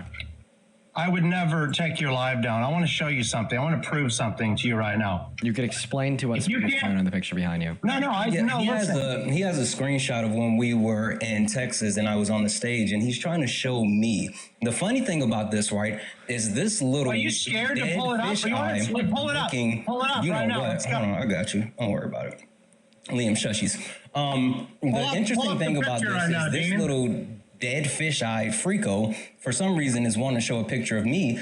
The thing is, you can't body shame me, bud. You really can't. I literally was 500 pounds at one point. And you think that you bringing up a picture of me sitting at about 290 pounds, you're going to shame me? I'm trying to show you that you're a liar and you won't have a... Okay, yeah, Liam, I'm actually surprised that you will take your hate and your vitriol this far. This is coming from me directed towards you. You've been on this live many times. We've had conversations many times, and you're very obviously a known fucking weirdo. Okay, but it is legitimately even odd for you, right, to be taking it this far. Like you were body shaming a man, okay, who is great. You are body shaming a man who's achieved things in his life that you couldn't in 100 lifetimes. Okay? It's funny. It's so fucking hilarious. Okay? Not at all, by the way. That people on the right will say, if you are of this particular weight, all right, well then you are lesser than, you are subhuman, and you're undeserving. Okay? But if you put the fucking work in, okay, if you cut down your weight, if you are able to achieve a goal that 99% of humans that are alive and have ever lived and will ever live could never achieve in their life, including yourself, because you are a lazy, sad man, then you still turn around and try to talk shit.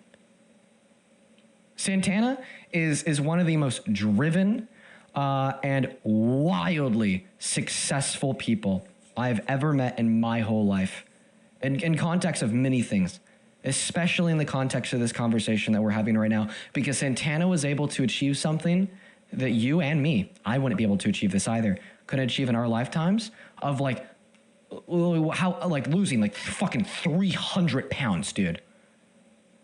And you're still gonna sit here and talk shit. I think that you're sick. Really? Are you just going to talk over me the entire time? Is that how this works?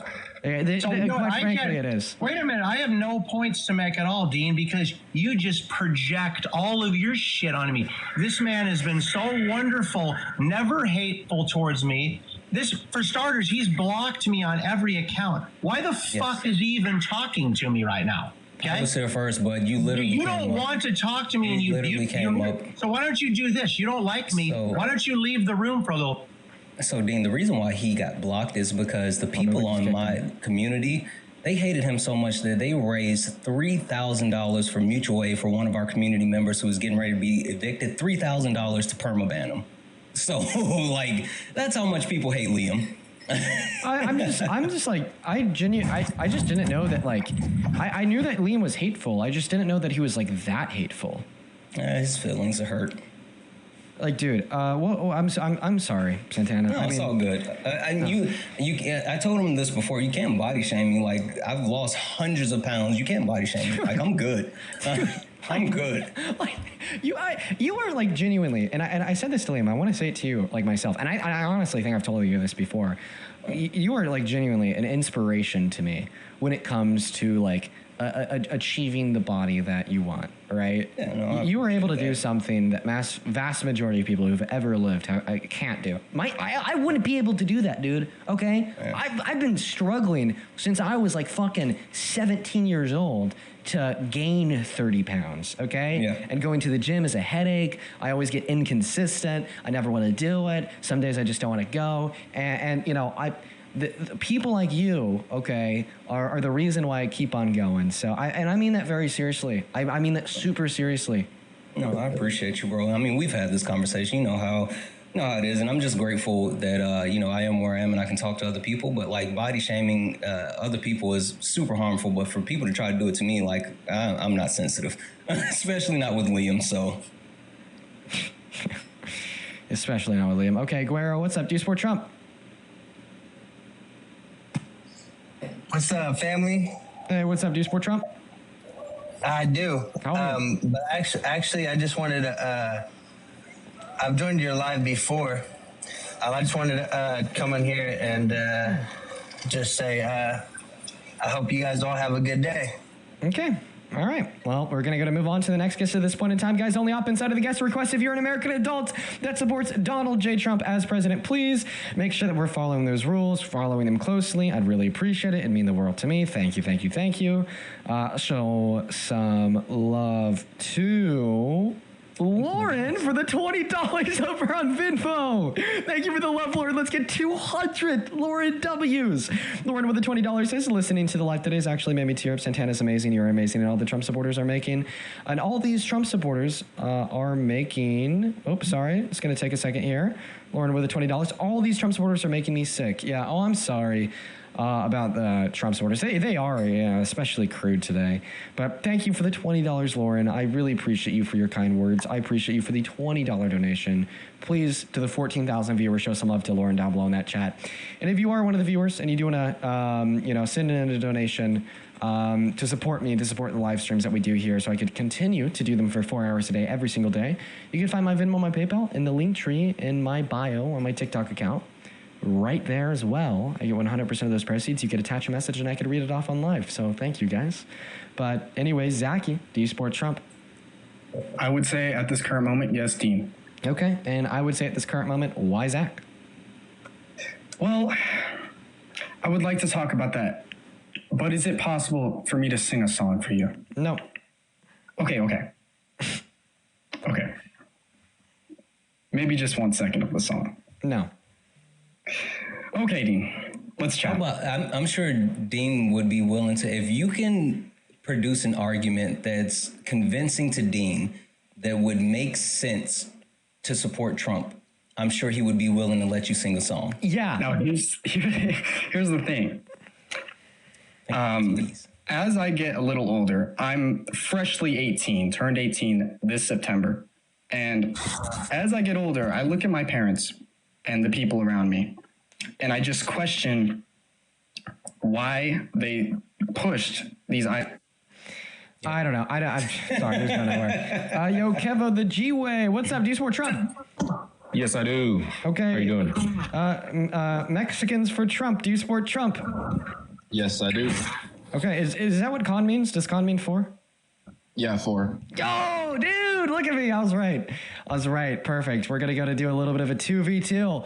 All right. Why don't we start with a little bit of a good question from myself directed towards y'all. Do y'all think con doesn't mean for, it means with? Mexicans with Trump. Okay. Well, I was wrong. Unfortunately, I got my hopes up. Unfortunate. It's okay. I actually failed Spanish in high school. Fun fact about me. Freshman year was a doozy. But anyways, so first question to the Jew Trump supporters on the live. Do you guys think that Donald Trump is a threat to the Constitution? No. Okay, what about you, Mexicans for Trump? With Trump? No. You said no? You're muffling your mic. Okay, so just unmuffle your mic. But anyways, you both said no. So explain to me how you could possibly argue that Donald Trump is not a threat to the Constitution, given that he's launched an attack on the Constitution. Let's talk about it. In December of 2022, he straight up called for the termination of the Constitution. He went on Truth Social and he said that what happened in 2020 would allow for the termination of all rules, regulations, and articles, even those found in the Constitution. That alone makes Donald Trump a threat, but that's not all, because he followed up that statement with actions to demonstrate that he was serious. Day one, he passed Executive Order number 14160. Executive Order number 14160 launched a vicious attack on the 14th Amendment that has been withstanding since 1868 by trying to take birthright citizenship away from the children born to undocumented immigrants on American soil, even though the first section of the 14th Amendment guarantees that to them and has for ages. He's also attacked the First Amendment by arguing that it's illegal to criticize him in the media. He's attacked the Second Amendment by suggesting that maybe law-abiding trans-American citizens shouldn't be able to buy or own any and all guns. He's attacked the 22nd Amendment by arguing that maybe he wants to run for a third term. And I think he's attacked oaths to protect the Constitution by arguing that any Democrat who would suggest that the military should disobey any unlawful order that he makes should be sentenced to death. Okay, if I was just to mention one of the 4 or 5 facts that I shared, I would be able to definitively argue that Donald Trump is a threat to the Constitution with just one of the 5. So, in consideration of all 5, not just one of them, how can you guys possibly coincide these facts with your position that he is not a threat? So Dean, you can argue that he is a threat to democracy, but what you said is that he is one, and he's not. If the Supreme Court had ruled that he has violated the Constitution, then you would be right. He is a threat to the Constitution. You can argue that he is, in your opinion, Dean, but the Supreme Court doesn't agree with you. The Supreme Court has ruled that. Yeah, April 10th. What have they ruled as unconstitutional, Santana? Kilmore, Burgo, Garcia. Nope. Yes. Do you want to correct him, Dean, or do you agree with him, Dean? literally the Fourth. Do you agree with him, Dean? And Sixth Amendment of the Constitution, the right to due process. They demanded that he be brought back so he could actually gain access to due process. That's why he had to be returned to the United States of America. That's literally what happened in that case. Do you agree with him, Dean? I think that the violation of withholding order would be in pursuant of Fifth Amendment rights following due process. Right, but did the Supreme Court say this is unconstitutional? Yeah, they ruled it as illegal.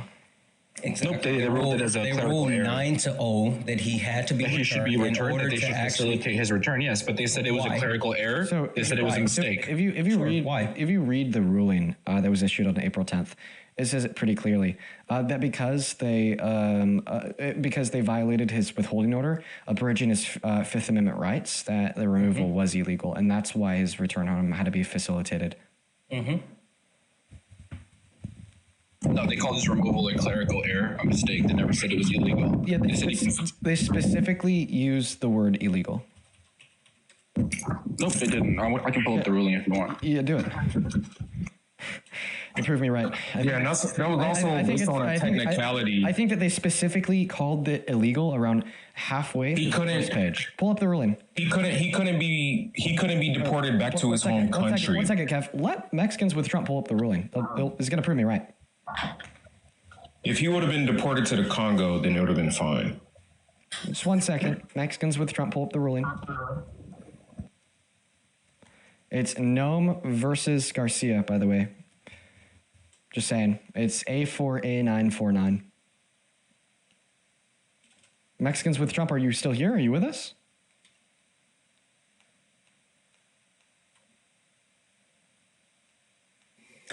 And just FYI, I'm reading it right here, right now, and it says the United States acknowledges that Alberto Garcia was subject to the withholding order forbidding the removal to El Salvador, and that the removal to El Salvador therefore is illegal. Yep. Literally says it's illegal. Thank you. And by the way, was it around halfway through the first paragraph on the first page? Literally halfway through the first paragraph. Thank you. I appreciate it.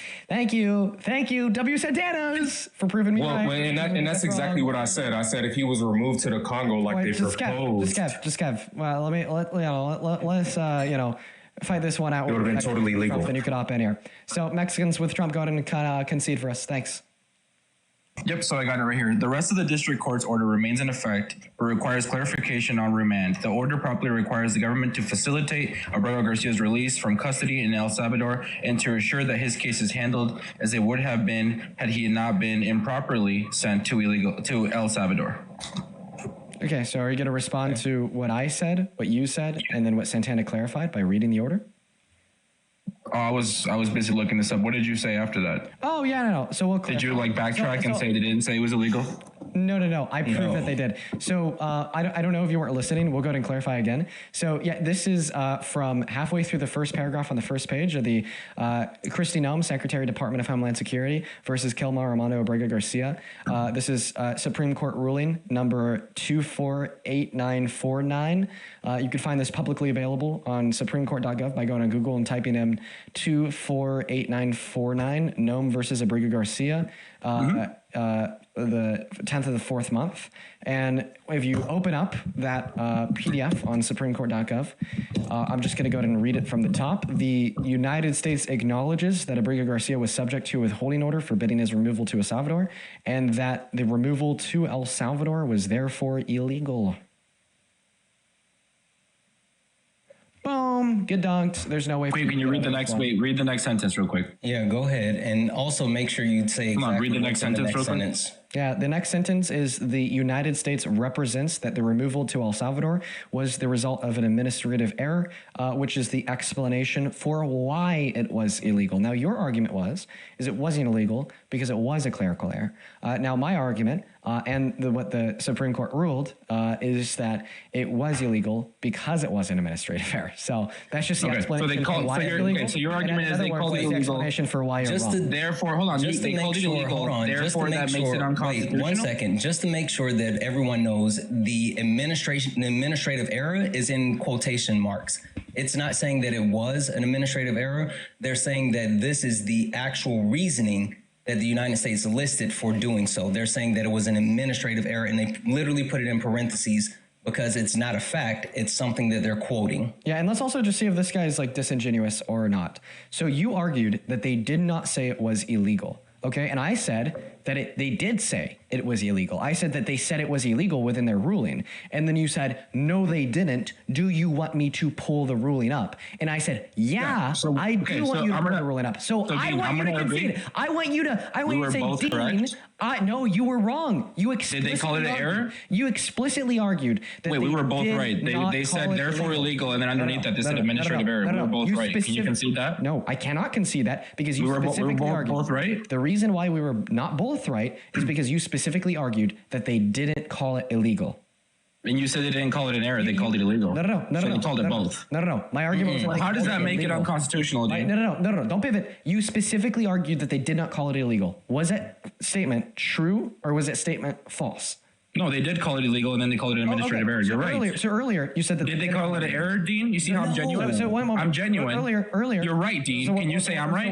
So one moment. So earlier you said that did they call it an error, Dean? Earlier you said that they didn't call it illegal. Wow, you can't concede. That's crazy. Well, because I'm trying to get a verbal. You refuse to concede. Your ego is too big. If I could get, I can say you're right, Dean. If I could get, you're right. They also called it illegal. They also called it illegal. If I could get a verbal concession for you for arguing that they didn't call it illegal, okay? If you could just acknowledge that you were wrong, okay, I'll happily respond to your question. Did you not just hear me? I said you're right. They called it illegal and an administrative error. You're right. Are you acknowledging that you're wrong? Are you okay? Is your ego that fucking big, dude? Did I not just say you're right? You corrected me. I was right as well, though. They did call it administrative error. Good. So good. Well, I'm happy that I could correct. So did they call it error, Gene? So no. They actually didn't. They didn't call it administrative error in the next sentence? No. Really? So you're being disingenuous because you read it yourself. No. You literally read it your fucking self. So is it in quotation marks? It says administrative error. Wait, you just said they didn't say it. You just said they didn't say it. Is it? You just said they didn't say it, Santana. Hey, what does it mean if it's did they say it? Yes or no? Can you concede, Dean? You can't take an L, can you? I can't concede. I could explain though. You can't take an L. Well, not on this topic because I'm right and you're wrong. I can explain. Did they call it an error? You said no. No, they didn't call it an error. So the result of an administrative error. Okay, Dean. No, your ego's too big, bro. I'm sorry. I can explain to you. I think it's because your frontal lobe hasn't developed, but I think your ego is way too big. You need to get it in check. You need to be able to concede and say you're right. You're right. So I could explain to you why I'm right, even though you were. We heard your argument, Dean. Well, you argued it wasn't illegal, and I said you're right, Dean. I don't even think I'm giving you an explanation on this one. Just let me know when I can talk. I'll explain it to you whenever you want. Go ahead, explain why you can't concede. Yeah, because they didn't call it an administrative error. The United States representation of Kristi Noem in front of SCOTUS called it administrative error, and that sentence was just highlighting their argument. All right, that's why it says the quote unquote United States represents that the removal to El Salvador was the result of a quote unquote administrative error. Okay, that was specifically referencing the descriptive fact, right? That was the testimony of the representation of the United States of America in the Trump administration and the Department of Homeland Security. And when you're asking me the question, did they call it an administrative error? You're specifically indexing they to the Supreme Court. And no, the Supreme Court didn't call it an administrative error, okay? But I bet it was. I bet that's completely what caused it, but that's still not the Supreme Court calling it an administrative error. That's the Supreme Court adequately and correctly representing, okay, what the Homeland Security's defense lawyers called it. Exactly, Dean. 100% correct. Yeah. Don't worry, I'm pulling up the quotes from the judges. Hey, Dean, is your chat calling me a PDF file? Oh, everybody in the chat is saying, Kev follows kids. Y'all already know the drill. I got Discord open up on my phone. If you please prove this. If you this is hilarious. If in order for me to act on that, y'all, just go take a screenshot of the kid that he follows and then post it in a private ticket, not public chat, private ticket within my Discord. I have that open up on my phone right now, everybody. I'll be on the continued lookout. Hey, calling me a PDF is crazy. A couple of quick thank yous, if you don't mind, Dean. Yeah, go for it. And I'll respond to everyone individually because there's a lot. I want to respond directly to your messages, but I'm just going to say thank you Danielle, thank you so much for the 5. Cassandra, thank you for the 5. Emily, thank you for the 10. Jillian, thank you so much for the 5. Stacy, thank you for the 10. Gerard, thank you for the 2. Tris, thank you so much for the 10. Junior, thank you for the 1. Megan, thank you for the 3. Lisa, thank you for the $1.11. Jacqueline, thank you so much for the 25. Fucking thank you. Pamela, thank you so much for the 7. Raymond, thank you for the 20. Marlena, thank you for the 5. Roxy, thank you for the 1. Alexis, thank you for the 5. And Maze, thank you so much for the 5. Everyone, I promise you, I'll send you an individual message just thanking you, but I wanted to run through those, and there's so many. I really appreciate you guys. Okay, Kev, you are indeed following a kid. I am. Well, here's the thing. I only follow people from lives that I've joined. So if they... I'm okay, I'd recommend unfollowing that kid. Mm-hmm. All right.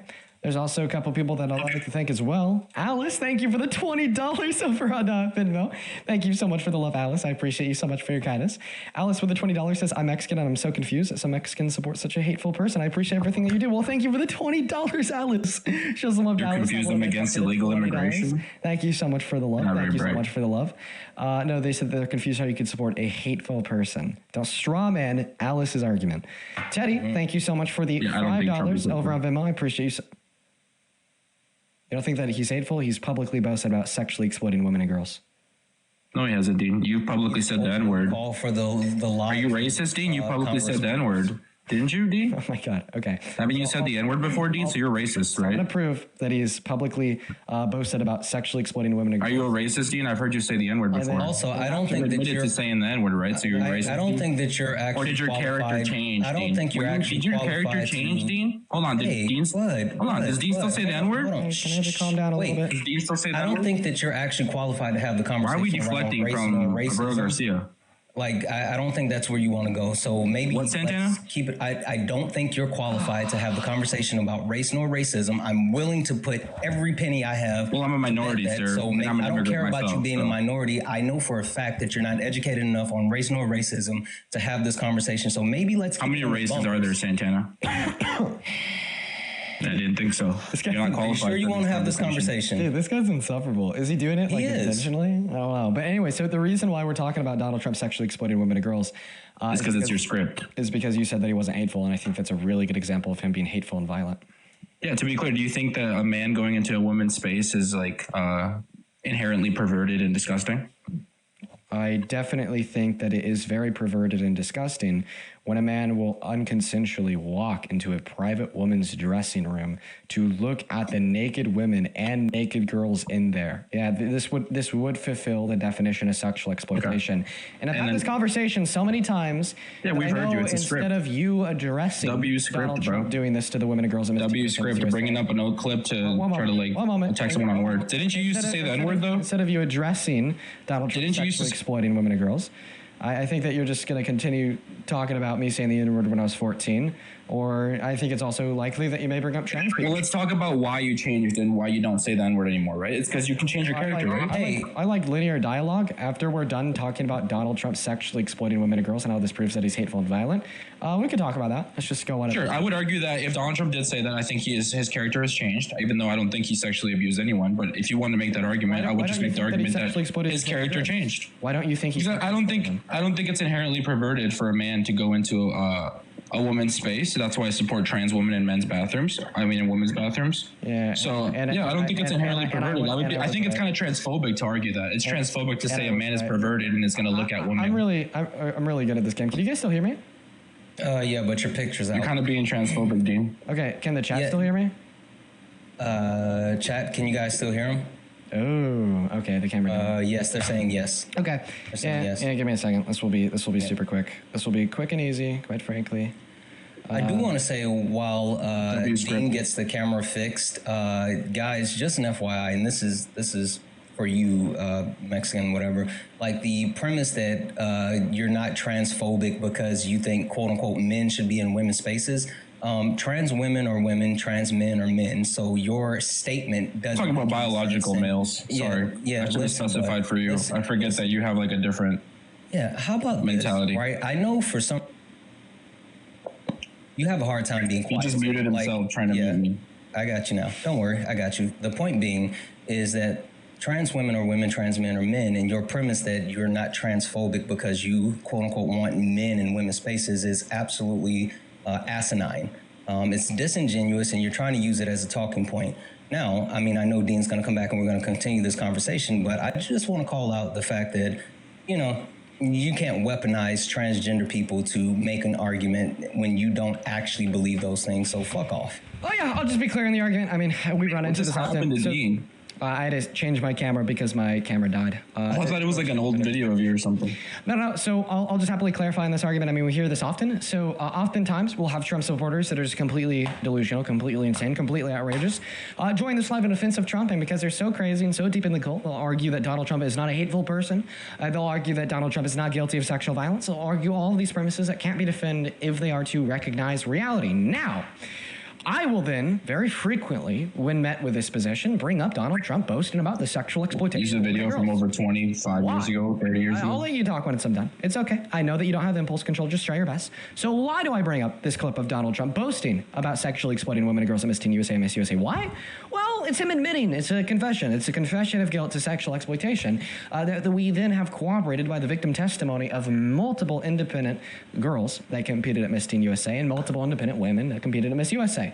Now, for everybody watching this stream with a brain, when we have a perpetuator of sexual violence admitting to it, and their admittance of guilt, their confession is corroborated by victim testimony, you can't have a stronger case that they did it.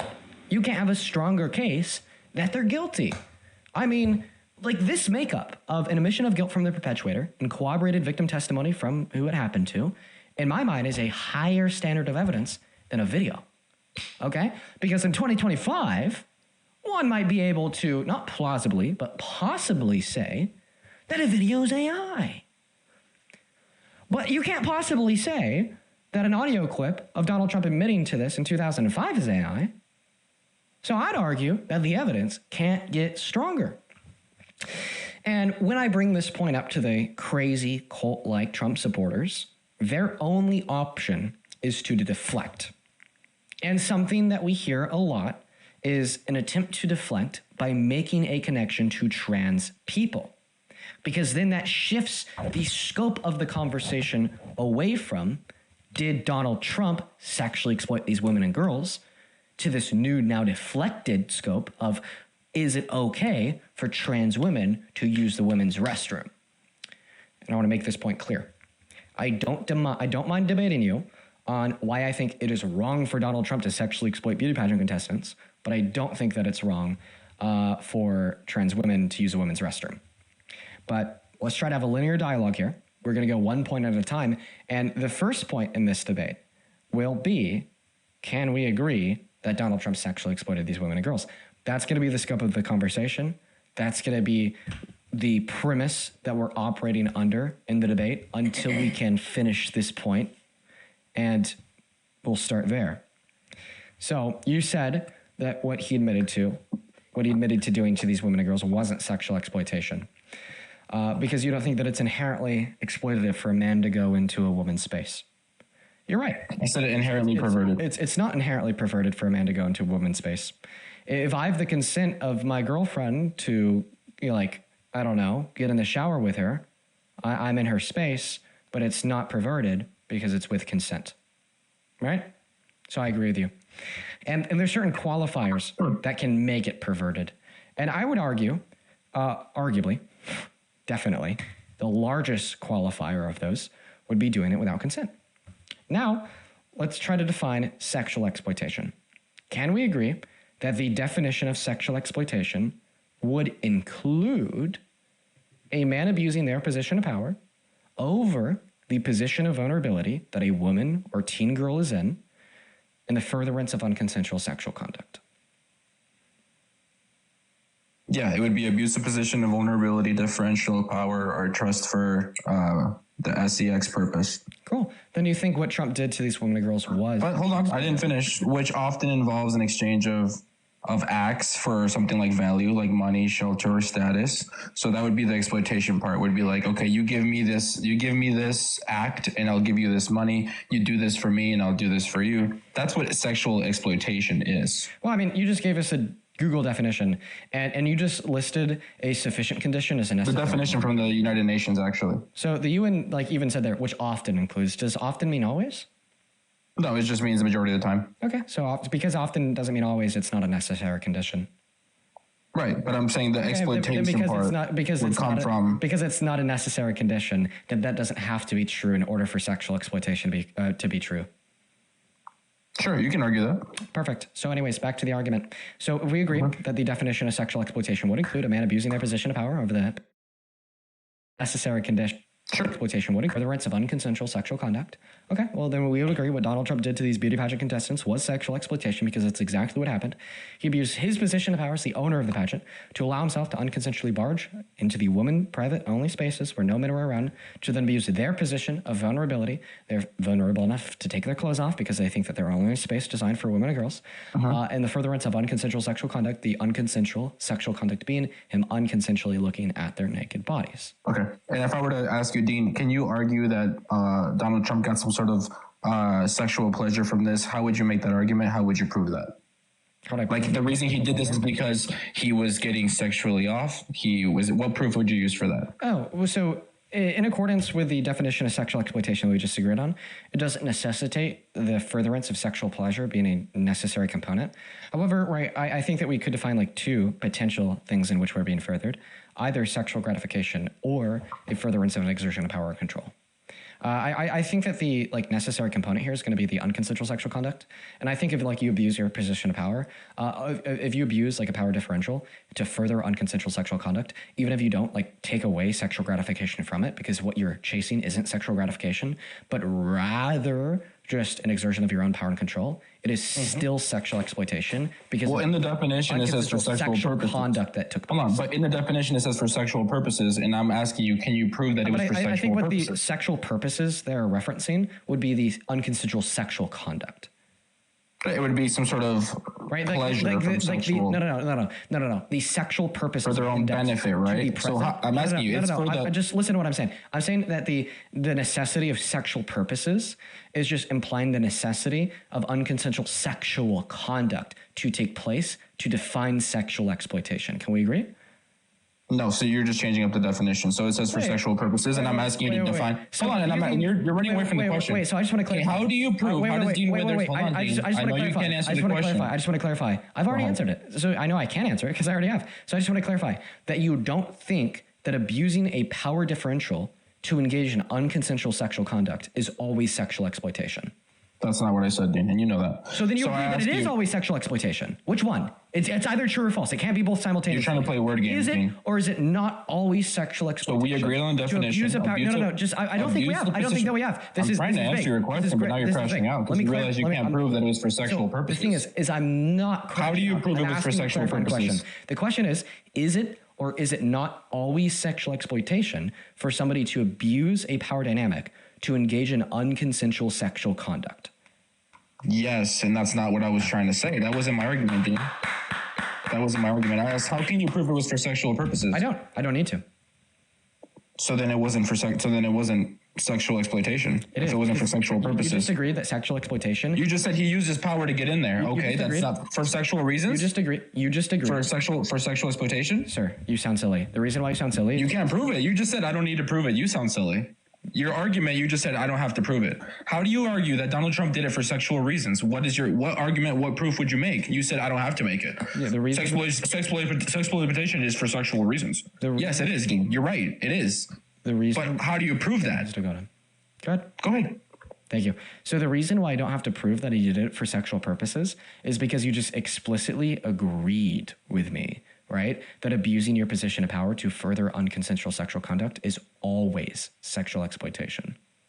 So can you prove it was for sexual conduct, Dean? I'll use your words. But you just said it. You just said it. If you abuse your power for sexual conduct, it's sexual exploitation. Yes.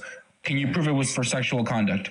I don't need to. That makes no fucking sense whatsoever. I could prove it was sexual conduct. That makes no fucking sense whatsoever. Yeah, I could prove that it's sexual conduct. No, yeah, prove that it was for a sexual reason. Wait, but that wasn't a part of what we just agreed on. I thought that we just agreed that. Wait. Okay, so it's sexual conduct to see someone while they're changing, right? Is that your argument? So yeah, my argument is that when Donald Trump burst into the changing rooms to unconsensually look at their naked bodies, that is sexual conduct. Yeah. Okay, so it doesn't matter if he got any sort of arousal from it. He's seeing something sexual because the people are changing. That's your argument. Well, my yes argument, or no? So my argument is yes or no is either this would self-imply sexual gratification, or it would typically imply sexual. I think that they had a different staging area for makeup and hair. Perfect. Let me just make my argument really quick, and I'll let you talk. The expectation that someone would be naked inside of a changing room, like, what are we talking about? So here's a hypothetical I was talking about. So if my grandma is staying in my house, obviously I own the building, I own the house, I can walk in whatever room I want. She's in a room. That's not true. Hold on, listen. She's in a room, and I didn't know she was changing. And I walk in, and she's changing, and I'm disgusted by what I see because it's my grandma, or it's something I don't want to see, or it's the opposite gender, and I'm like homosexual or something, and I don't find it attractive. How is that sexual exploitation, Dean? If you walk into a place where you don't know if they're going to be naked or not, and you don't know if they find it arousing or if they even think it's sexually attractive, you're saying it's sexual exploitation. That's not true. Hold on, Dean. But not only that, Victoria Hughes says, well, I do not support Donald Trump. Someone that was the Miss Teen in Mexico from the same pageant that several accusers came from. Victoria Hughes says, well, I do not support Donald Trump. Stories about him barging in on teenage girls is not correct. Our chaperones would have never allowed that to happen, and no one, not even Donald Trump, deserves to be lied about in this way. That was someone that was in that same pageant. Carrie Prejean. Hold on. Carrie Prejean. I could just like. Yeah, but you're talking about a talk show host with someone that's completely unserious. Carrie Prejean, Miss California USA 2009, says to paint Mr. Trump as someone who would purposely walk into a woman's dressing room and ask women to come impress him is the most disgusting accusation so far. Mr. Trump has empowered me as a woman, has given me a career opportunities, and defended me during my reign as Miss California USA. So that's not the only one. There's been more women. For example, Christy Conway from Miss Hawaii USA 2011 recalled him entering to wish them luck, but said everyone was dressed. So like I said, you don't know if they're naked or not. Yeah, I'll happily respond to all these points. Go ahead. So your first point was about, if you were to like walk in on your grandma changing and then you were to be disgusted, would it be sexual exploitation?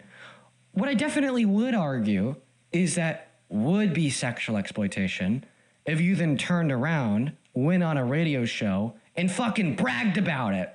Yeah, you know what? Yeah, it would be. It would. So let me get this straight.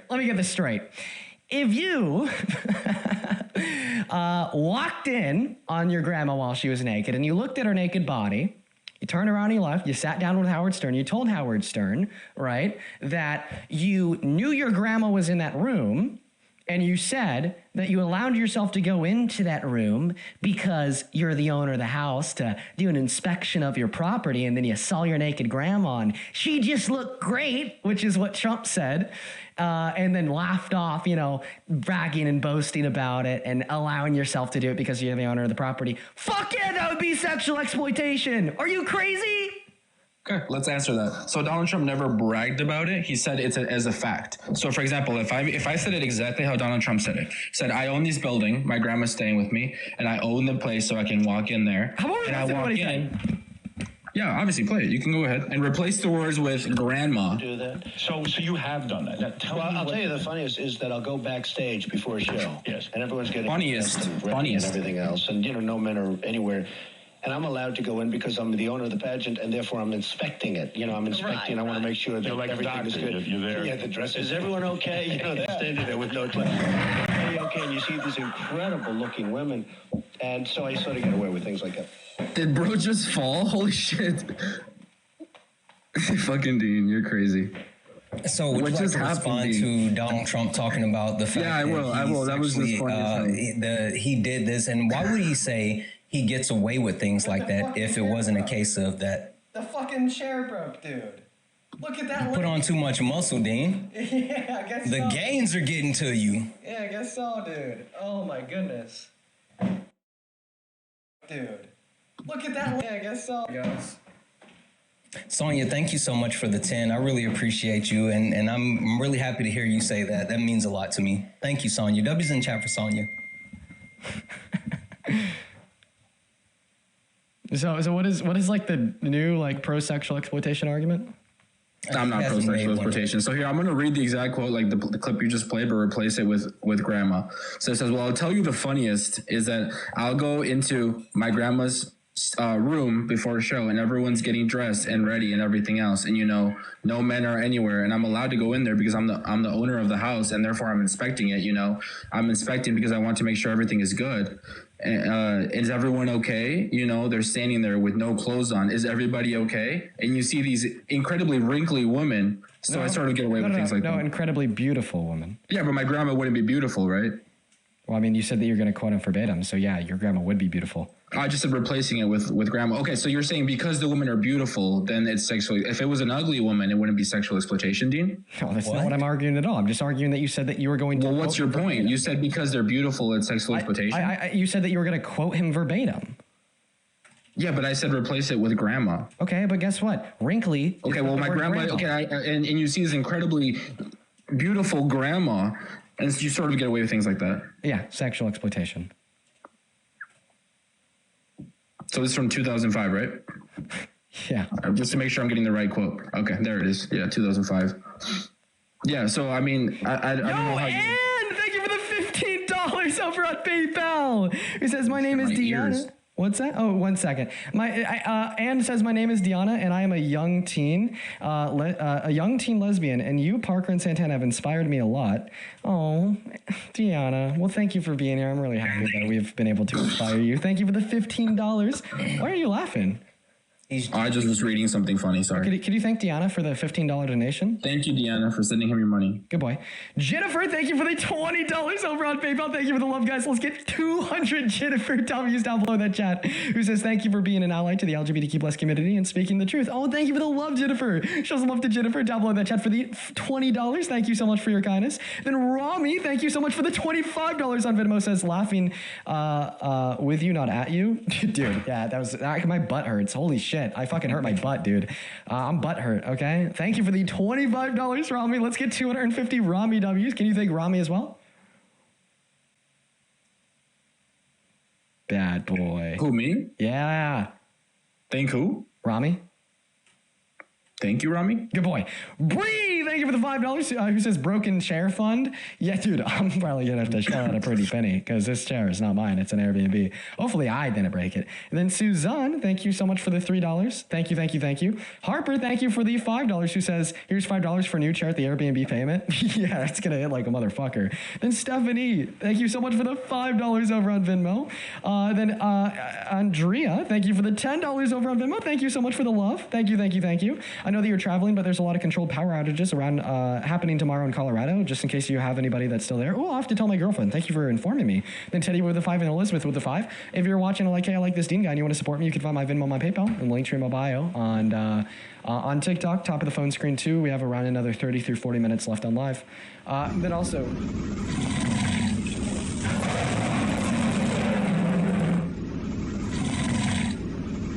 Holy shit.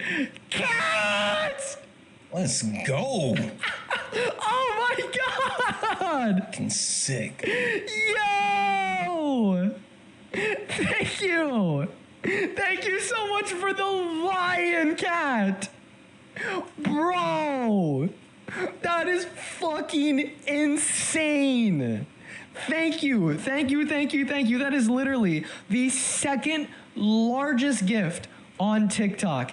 Cat, you are a legend. Queen Cat is in the building, everybody. Show some love to Cat down below in that chat. Thank you so much for your kindness. Please show some love to Cat down below in that chat, everybody. I want to see nothing but WCats down below for fucking shit, the rest of the stream. Thank you so very much. That is so kind. I do not deserve your generosity.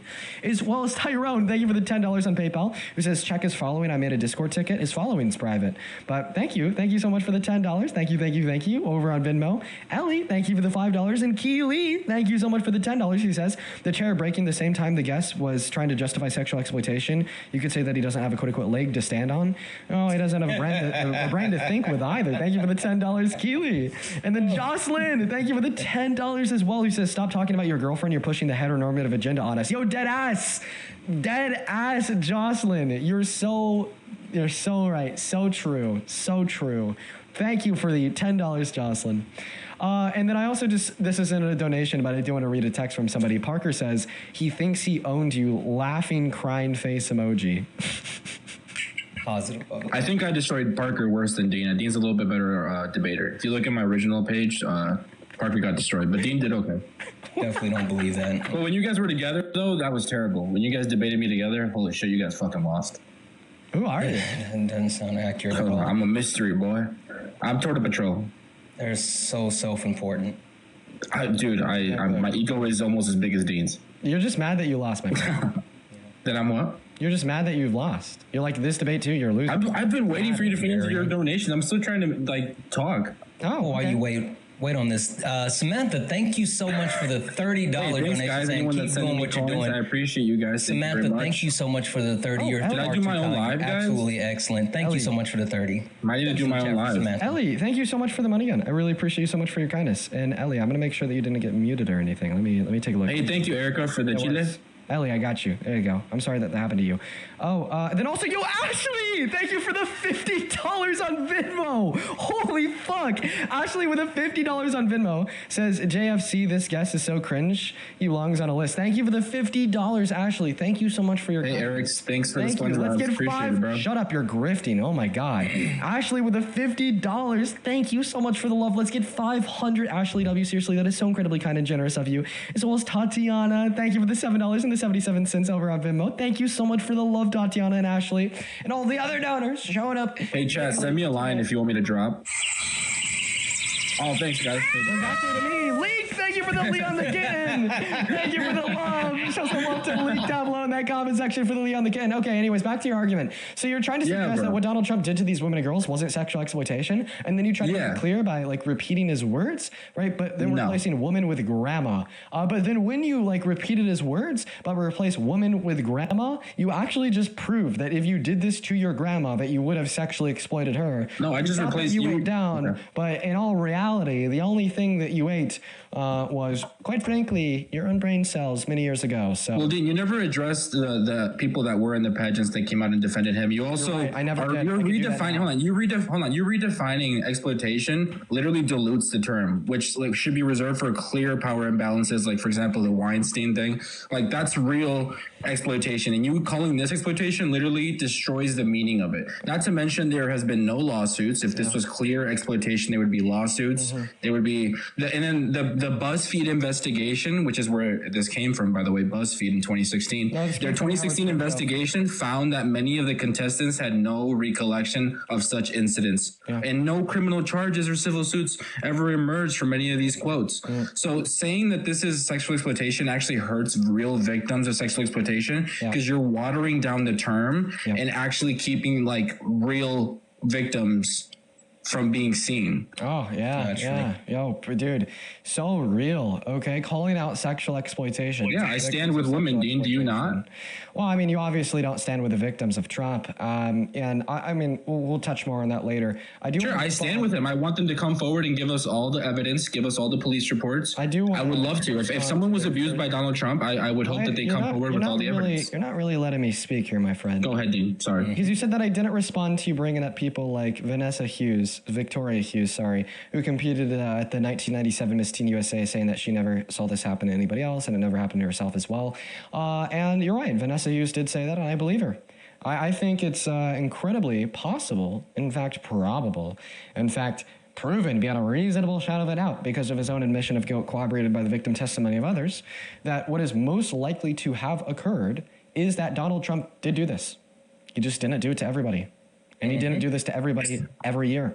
So I think this perfectly explains why we will have many people like Mariah Delgado, that's her name, come forward and say that Donald Trump would barge in on her while she was naked, and he would say, don't worry, I've seen it all before. This would explain the other 3 victims from Miss Teen USA that came forward to BuzzFeed and said that this happened to them. This would explain Miss Arizona from 2001. This would explain the lady who spoke on CNN about this happening to her, and the other 52 women that have also come out about this from Miss USA, so on and so forth.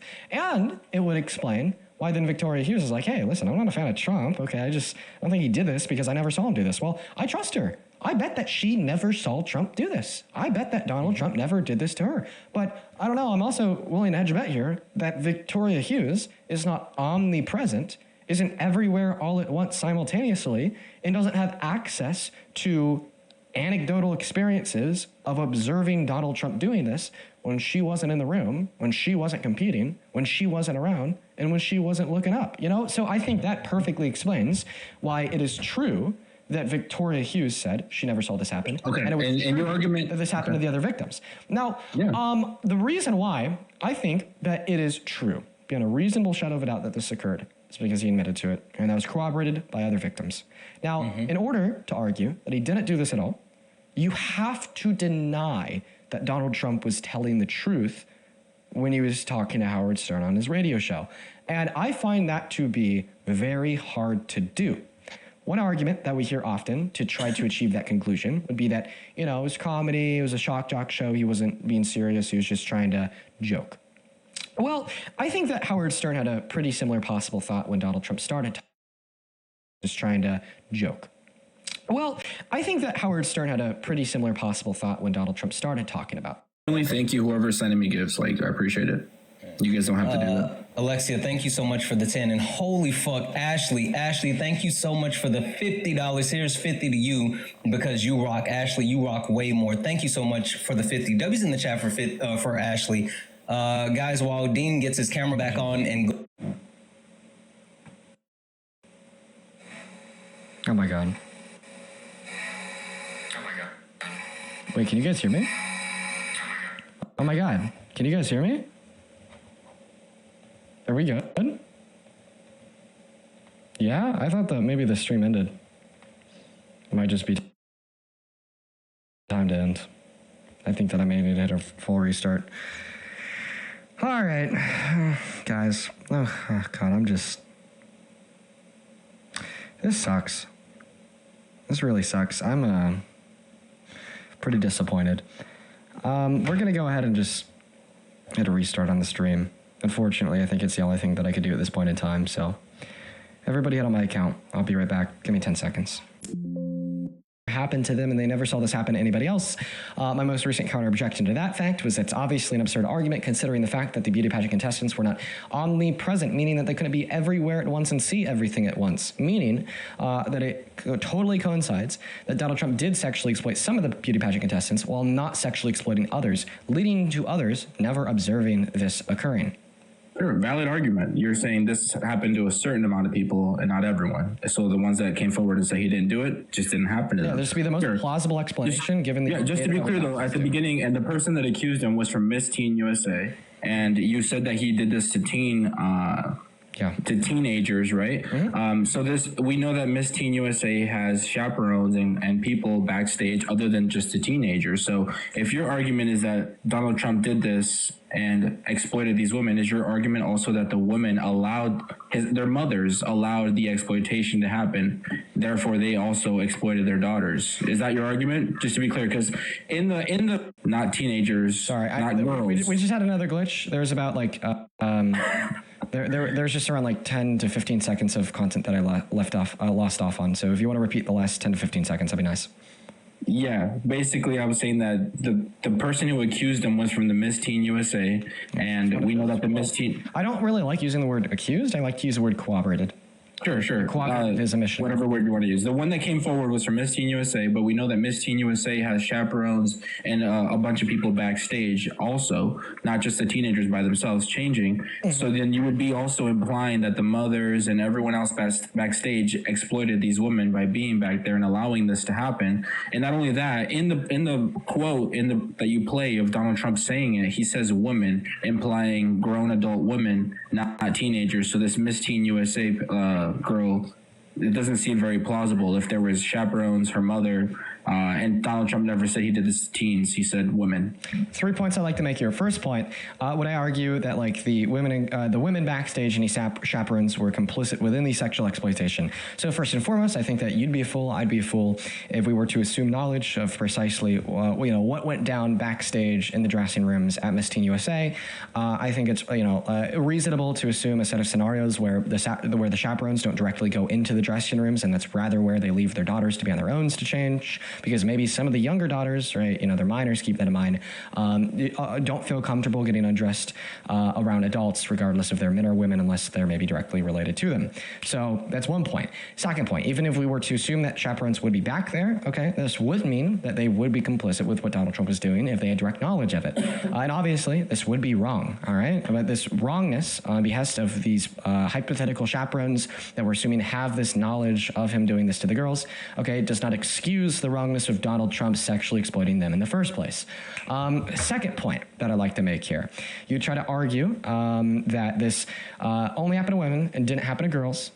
First point I'd like to make here is even if it was just the sexual exploitation of women, that is still sexual exploitation, meaning that you'd be conceding the original umbrella premise, which is the claim that I made that you denied, which was that Donald Trump sexually exploited people.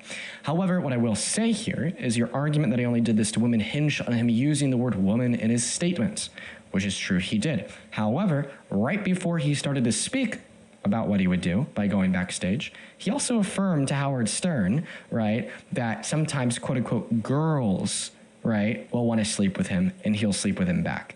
So if you want to assume the literal and strict definition of the word woman, thereby arguing that he only did this to people above the age of 18, right, it would be unreasonable and illogical for you to not assume the literal and strict definition of the word girls. Thereby, this means that he raped the girls because he said he'd sleep with the girls, and he sexually exploited the women because he'd go into their dressing rooms.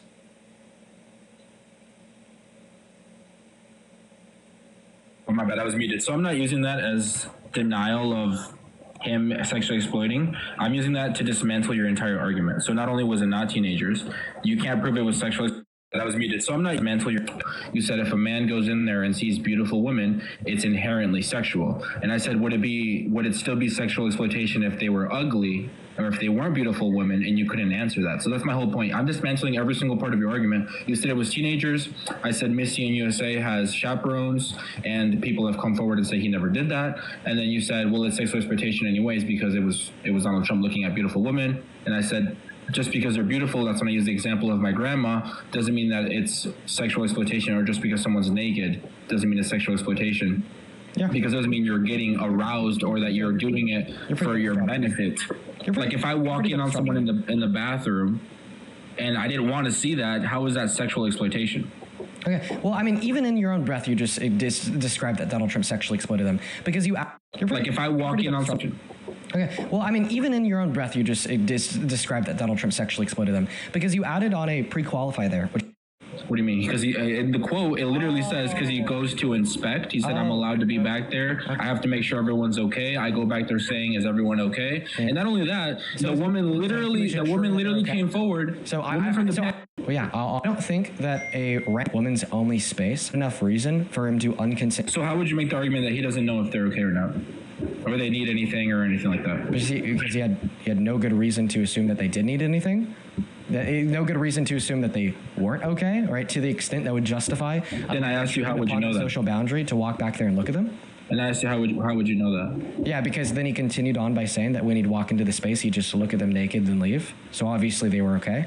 No, he said he would go back there and ask if everyone was okay. Oh, but just to be clear, that self-justifies it. My evidence that he didn't have good enough reason to ensure that they were under some imminent threat of not being okay that would justify him walking into that space is the fact that he stated, and you just repeated, that he had to ask them if they were okay.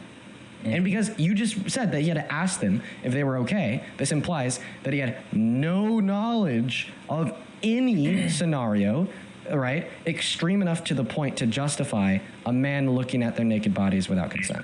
Well, it implies that he wanted to check if they were okay. The reason I asked that is because the last point that he made is that he gets away with things like that. Right. Like, let's not gloss over that last point. Right. And by the way here, right, a man can't just say that he wants to check on a woman or girl with no good reason to then justify him looking at them while they're naked. Right. And hopefully we should all be able to agree to this. So if you're a dad and you take your daughter to a Walmart and then your daughter goes into the Walmart's restroom to use it and she's, on the toilet, she has her pants down, and then the general manager of the Walmart, do you think it'd be acceptable for that general manager of the Walmart to want to do that's a man, to want to do an impromptu inspection of the woman's restroom to ensure that everybody will look at her vagina? Are you arguing that that'd be okay? No, and you're adding a lot of specifics there. Exactly. You said they're looking at their genitalia. Donald Trump never specified they're looking at their genitalia. Yeah, he said he looked at them when they're naked. You wouldn't. Hold on. He said he looked at them when they're naked. Hold on. I'm sorry. I'm sorry. I'll revise myself. The general manager didn't specifically look at your daughter's vagina. He just specifically looked at your daughter when she had no clothes on, meaning that he could see her vagina. Is that better? Is the way that I'm violence as a crash out tells me this, that a man is okay. Oh, and go into the women's restroom and look at their private parts to ensure that they don't have any sexually transmitted diseases, since he was just, I don't know, it's sick for you to arguing in justification of that logic. I'm the sick one, you're the one arguing in justification of that logic. Did you hear the hypothetical you just made up in your head? You really thinking about shit like that? You were the one. How did your brain just come up with that, dude? Of this logic. Anyways, can I answer your crazy hypothetical? Wait. You are the one that's arguing in justification of this logic. Obviously, you're the sick one. It doesn't take many brain cells to be able to recognize that. You're being disingenuous because you know that this is wrong. So you said my daughter would be in a bathroom in Walmart, and let's just say she fell in the toilet and got stuck, right? And she starts, and I'm in the bathroom with her too, and she's yelling, hey, come help me, I'm stuck, right? And the general manager. Were the teens and women at Miss Teen USA, Miss USA yelling, Trump, come help me? No, not. Thank you. Done. Story closed. Fucking no, I'm shut trying up. to answer your hypothetical. Shut the hell up. Shut up. If the manager comes in and wants to check if everyone's okay. You're already assuming something that is not true of what Donald Trump did to the women and girls. I'm not getting destroyed because you just verbally conceded that what you're trying to argue was not true. Okay. How did I verbally concede when you mute me? How do I verbally concede to anything when you mute me and don't let me finish? Because you verbally conceded before. Because you realize I'm dismantling your shit one by one. So let me destroy it. No. Very specifically, I'm dismantling your shit one by one because you just verbally and I'm being disgusting. Let me speak. You just embarrass me. Oh, don't worry, I am. Don't worry, I am. But in order to embarrass you, I also have to be able to speak at some points too, including interruption. Let me speak. I'll happily let you speak once I'm done speaking. Okay, I'll happily let you speak once I'm done speaking. So you literally just verbally conceded and agreed, right, that the women and girls at Miss Teen USA, MS USA, right, we're not screaming for Trump's help, okay, thereby in virtue of that fact, you are already giving me a scenario in which is disanalogous to reality. No, I'm giving it that's actually tied to your hypothetical. So anyways, Dean, without interrupting this time, so if the manager for some reason decided to check into the bathroom because there's some sort of reason for him to go and check, that he reasonably thinks they need to go in there and check on someone, like for example, there's commotion or whatever reason in your hypothetical, and the manager walks into the bathroom to check if everyone's okay, and they happen to see someone with their pants down, is that manager sexually exploiting that person, or have they just happened to walk in on someone that is changing when they were trying to check if someone was okay? Did they sexually exploit someone because they walked into the bathroom when they legally can? They are the manager. They're the ones that are going to go in and check. If they walk in and see someone changing, did they sexually exploit them, or was it a mistake that is wrong? Okay, well, thank you so much for the question. However, what we do in engaging in a productive linear debate is we don't engage in irrelevant hypothetical questions. And the reason that's the hypothetical you just gave me? What are you talking about? You just gave me that hypothetical. You said your daughter's in the bathroom and the manager walks in and sees her naked. He sexually exploited your daughter. I can explain. If he was checking in the bathroom when he legally can, and Trump supporters' only tactic to try to win a debate is to interrupt and disportray. Wow, that says a lot. As you interrupted me. Well, I interrupted you because you interrupted me. It's only fair. So did they sexually exploit someone if the manager walks in and sees someone naked when they were trying to check? I'll start from the top. Don't worry. I can. Yes or no? I can. Yes or no? Simply yes or no. Are they sexually exploiting someone? Well, I don't think it is as simple as yes or no, and I can justify that if you let me talk. If Dean walks in on someone that's trying to get help in the bathroom and you happen to see them naked, are you sexually exploiting them, or did you just walk in on someone that's changing? Just let me know when I can talk. Go ahead, Dean. Defend your point of view. Yeah. So when you're engaging in hopefully productive linear debate, it is very frequent for people to throw out disanalogous and irrelevant hypothetical scenarios. Like you just did. Well, thank you so much. With a Walmart employee. Yeah, see, the thing is it wasn't irrelevant. You're obviously crashing out because you can't let me speak for more than 3 words. Why are you doing this? I'm not able to mute you, Dean. I'm sitting. I'll be quiet. Go ahead. Okay. Well, actually be quiet this time.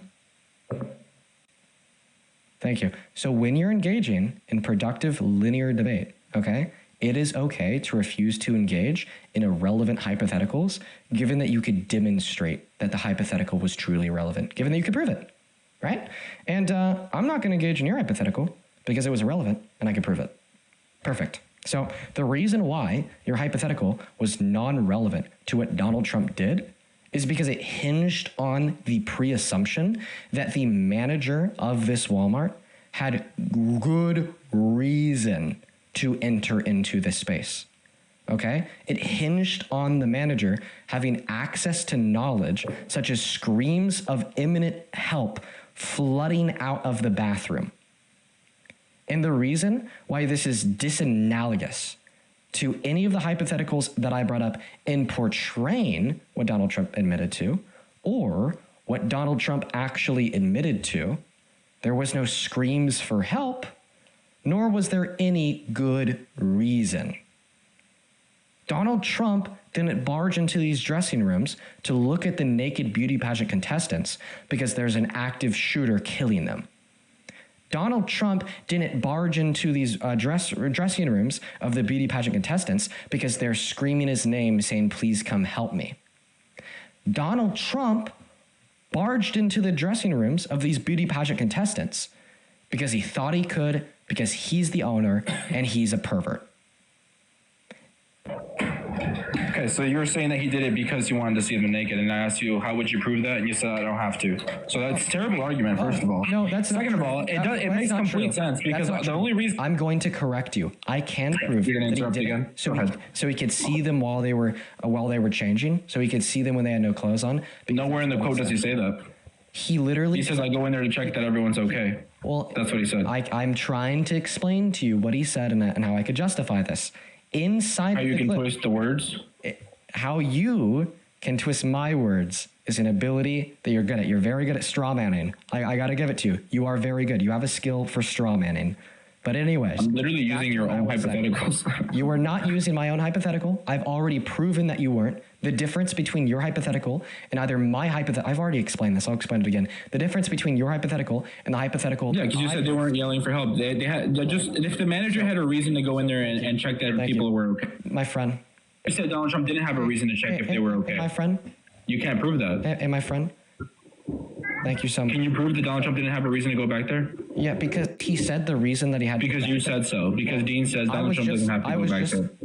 Dude, look at you interrupted me, Dean. I think I can talk. Look at how disingenuous you're being. You asked. Go ahead, Santana. Santana's holding his hand up. Let's let him speak. No, I'm speaking. So you. Damn, he doesn't want you to speak, Santana. Sorry about that. Well, it's not that I don't want Santana to speak. It's that I want to speak. I also have impulse control. I can. Yeah, but I'm not the one muting you, Dean. So just one moment. So you said, Dean, can you prove that he didn't have any good reason to go into the space? I said, yes, I can prove that. I tried to start proving it, and then you interrupted me and spoke for me.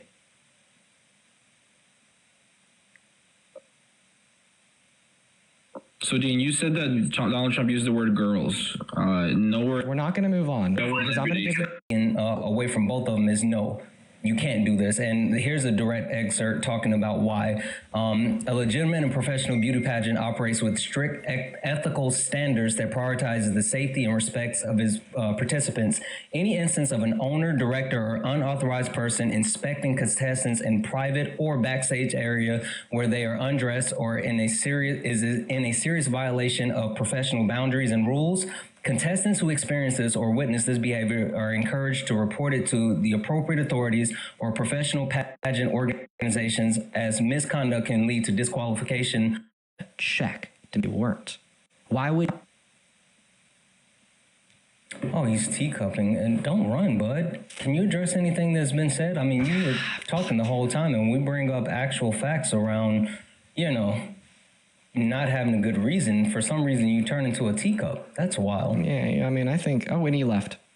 Oh no my fucking God. way. He fucking fucking left. way. He fucking left, dude. Oh my God. He ran. Holy shit. No. Dude, that's crazy. Yo, dude. That is wild. Bro, That is wild. That's wild. Oh. Hey. 1 second. W's in the chat for Jacob. Jacob, thank you so much for the $5. I really appreciate hearing that. I'm glad that you've taken away from Dean, Parker, and myself, and hopefully we'll continue to be able to share information that continues to shape your view in a positive way. So thank you for the 5. W's in chat for Jacob. Hey, buddy, get back in that queue, man. I have a single question I'd like to ask you. Guys, keep tapping the screen, and as Dean tries to get the person reloaded, if you like to support Dean, you can do so. The P and the V, I heard they don't like that, but I'm going to say it anyway. The P and the V is listed above his head. I'm about to end. We could just save it on PayPal. Yeah. Make sure you guys show some love. Tap the screen. If you're over on, wait, did you ever get YouTube going? No, I didn't. No, okay. So show some love here. Make sure PayPal, Venmo, everything's listed above. Oh, Yo, that's my bad. You ran away. My phone literally died. That's my bad. Yo, Patsy, thank you for the $50 over on Venmo. Thank you so much for the love, Patsy. Thank you, Patsy. It is so good to see you again today. You are always hanging out with us, and you earn $50 is so much money. Thank you so much for your kindness. Real quick, Mexicans with Trump, can you thank Patsy for her $50? No, I don't like Patsy. Thank her. Don't be an asshole. Exactly. Thank you, Patty. Her name's Patsy. Oh, my bad. Pasty. No, it's not Pasty. It's Patsy. Bro, you thank her. She did give you money. Thank you to the... Hey, thank you, Spider-Man. I know, but I think that I appreciate you so much. Let's go, Spider-Man! I think that you should be thanking her for sending me money. Can you thank Spider-Man for me? After you thank Patsy. Thanks, Patsy. No, thanks, Spider-Man. Good boy. Thank you for the $50, Patsy. Show some love to Patsy down below in that comment section. Jocelyn, thank you so much for the $10 I appreciate you. Thank you, Captain J-Rod. Hey, can you stop crashing out while I'm thinking my dog? Yo, can you stop grifting on my live, bro? Oh, you're accusing me of being live. You're accusing me of being a You're grifting on my live and using my viewers, on bro. his live. Oh, you think I'm a grifter? Why do you think I'm a grifter? Bro, I'm trying to grift here peacefully, and you're over here grifting above me. Oh, so why do you think I'm a grifter?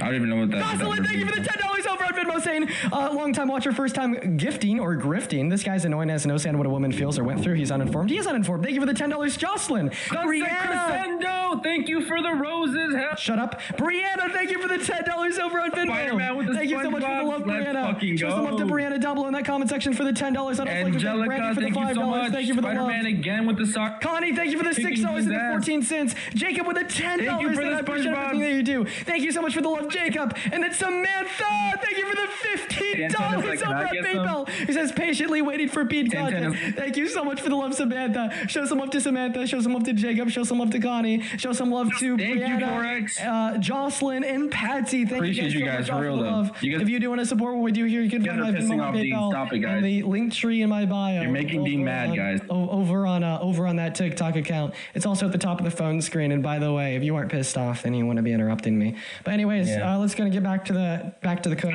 Let's stop grifting. So I want you to respond to everything that Santana brought up about the code of conduct and ethical rules surrounding these pageants.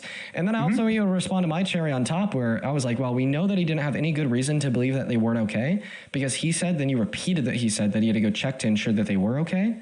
But if he knew that they weren't okay, then he wouldn't have to check because he'd already know. I want you to respond to this. So I'm going to address real quick what Santana said with the violation. So the Miss Universe organization says in the rules that only official staff are allowed in. There is no rule ever banning the owner from the access. Not only that, the Miss Universe organization. You're talking about international pageants. No, you're not talking about the Miss Universe organization. Can you tell me exactly where it says that? Yeah, in the Miss Universe organization rules. You were looking at the international pageant rules. That's the wrong one. I looked at the U.S. So hold on, could I finish my statement, Santana? Wait, hold on. You can destroy me when I'm done. Because again, you're misrepresenting what I said. I'm looking at the actual I'm not saying you said this. I'm saying that. And the international. I know what you said. You said international pageant said this and this. It's okay. Let him make this point because it'll end up making him look really bad. Go ahead. Tell me when I'm done. I'm not saying you said this. I'm saying that. Too. You just said, well, it wasn't within the official rules of Miss Universe that the owner couldn't get them while they're naked or changing, but it is okay for him to go into that space while they are naked and changing. And then to continue here, my last, if you did grape a straw man, it's not a straw man, it's just demonstrating your point of logic. Because the thing here is that the Miss Universe code of conduct and rules, right, wouldn't be, right, the determining factor of morality. He's also lying. Right, so then why did Santana bring it up? He's literally lying. Why did Santana bring up rules as if that was? I'm looking at the rules here, and you're literally lying. Of the Miss Universe pageant? Yes. Organization? Yes. Sure, go ahead and read the literally rules looking first. here. Tell me exactly. Now tell me where exactly in the rules that it says that only authorized personnel can be back, and it does not exclude anyone that is the owner or anything like that. Tell me where it says that. Be specific. Well, he didn't because he ChatGPT'd it. He can't be specific. Owners. You said that there was nothing excluding owners, and I'm saying, where are you getting this information? You said that it was spelled out specifically. Right, and you said you were looking at it right now, and you can't say what website you're looking at. Yeah, he was looking. So which one is it? I've confirmed. Were you looking at the rules, dude, or stop deflecting? It's determining morality. Yeah, I think that's true. Yeah, absolutely, which is why I think the topic is bullshit. But before I, force you to like reckon with the fact that even if you were right, it'd still be. Oh, because you maybe don't mute me. Yeah, we don't want. But if you go on every state where who can help me with this? Say Santana.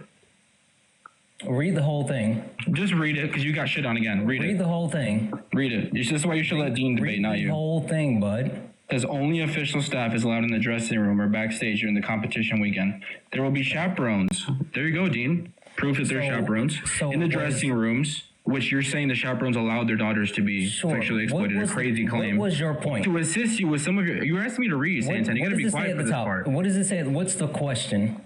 Can anyone assist me with hair and makeup on competition weekend? Perfect. Was Donald Trump going to help anyone with hair and makeup? Yes or no? Is Donald Trump official staff? That's a terrible Donald Trump want to help anyone with hair and makeup? Yes or no? You said, show me where it says official staff only. Then when I show you, backtrack this is and for change the topic, hair you and got shit makeup, on. bud. I know, isn't it funny, Dean? Santana got fucking destroyed. I'm laughing Santana at you. Got fucking destroyed. Why does it say only official staff right here? He's literally stupid. Yo, he's delusional. So is Donald Trump official staff? Is Donald Trump official staff? Was he an official staff member helping them with their hair and makeup? He's the owner.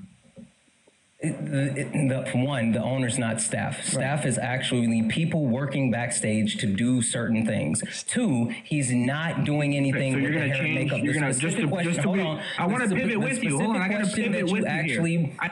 Is even if the rules for the pageant homosexual? How did he sexually exploit these? Defend your point of views. That's on you. Epstein wasn't prove that he got Donald Trump was never being convicted. Therefore, there's not even lawsuits for this. You can't prove that Jeffrey Epstein sexually exploited women.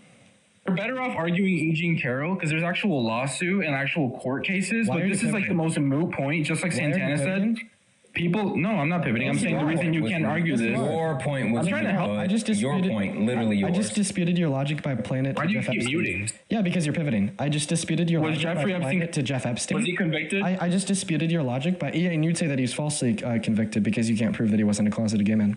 No, we proved it in a court of law. Wait, so if courts prove something, right, then all of a sudden you believe it. A court proved that Donald Trump raped E. Jean Carroll. We're talking about a civil court, not a criminal court. Are civil courts still courts, yes or no? There's a lot of difference in proof needed, and also there was no police. Wait, so you're going to pivot to E. Jean? Are civil courts still courts? But that's before you mentioned that you believe the outcomes of courts. Don't pivot. I could prove it would be to be conceptually unrelated. However, I could give evidence that it is conceptually related because of the fact that you said that you believe in the outcomes of court cases, and this was an outcome of a court case, which would imply that you therefore would believe this. However, you've already made it clear that you don't. So that is the reason why it wasn't a pivot. Can you please concede and agree that it was not a pivot? No, you already pivoted multiple times. Like, for example, either concede when you said it didn't mention official staff in the rules, and then I pulled it up and you had to pivot. No. Either concede. Either concede and agree that it wasn't a pivot. Why are you scared? Give a counter argument against it. Why are you scared? I'm not scared. I'm just going to mute you when you say something that's off topic. So you did it say official staff only, or did you pivot? Yeah, there's you pivoted, right? Either concede or agree. Either concede and agree that when I brought up the E. Jean Carroll court case, it was not a pivot, or counter argument against the reasons that I just gave. Yeah, it is a pivot because you're comparing, for example, E. Jean Carroll, a case that went to court, to, for example, a criminal case like Jeffrey Epstein, a high-profile criminal case, or you're comparing it to boastful banter on the Howard Stern show and literal contestants that came forward and said Donald Trump has been nothing but respectful. Literal lack of lawsuits. There has been no cases. So yeah, it doesn't make sense at all. You are pivoting because you're comparing, you're trying to defend your shitty argument with a slightly better argument. Well, thank you for admitting that you have a small brain. No, you did pivot. Thank you for admitting it. So the admittance that you have a small You just conceded that you pivoted. Thank you. No, I didn't. Yeah, you did. How so? You had no counter argument. Well, how do you know that I didn't have a counter argument? Because you didn't say it. You said I had a small brain. You had to rely to insults. How do you know that I wasn't going to say it after you had to go to insults because that's what someone with an undeveloped frontal lobe does. How do you know that the counter argument wasn't going to be the next words that came out? So your counter argument is insult? One second. How do you know that? Now you're misrepresenting and mischaracterizing what I just said. I'm asking you, how do you know that the counter argument wasn't going to be the next line that came out of my mouth? Because the first line was an insult. Okay, and how does the first line being an insult imply that the next line wouldn't have been a counter argument? Oh, because it shows that your frontal lobe hasn't developed. That's so you can't form a valid argument. Wait, so you're basically saying if I insult you, then I can't make valid arguments?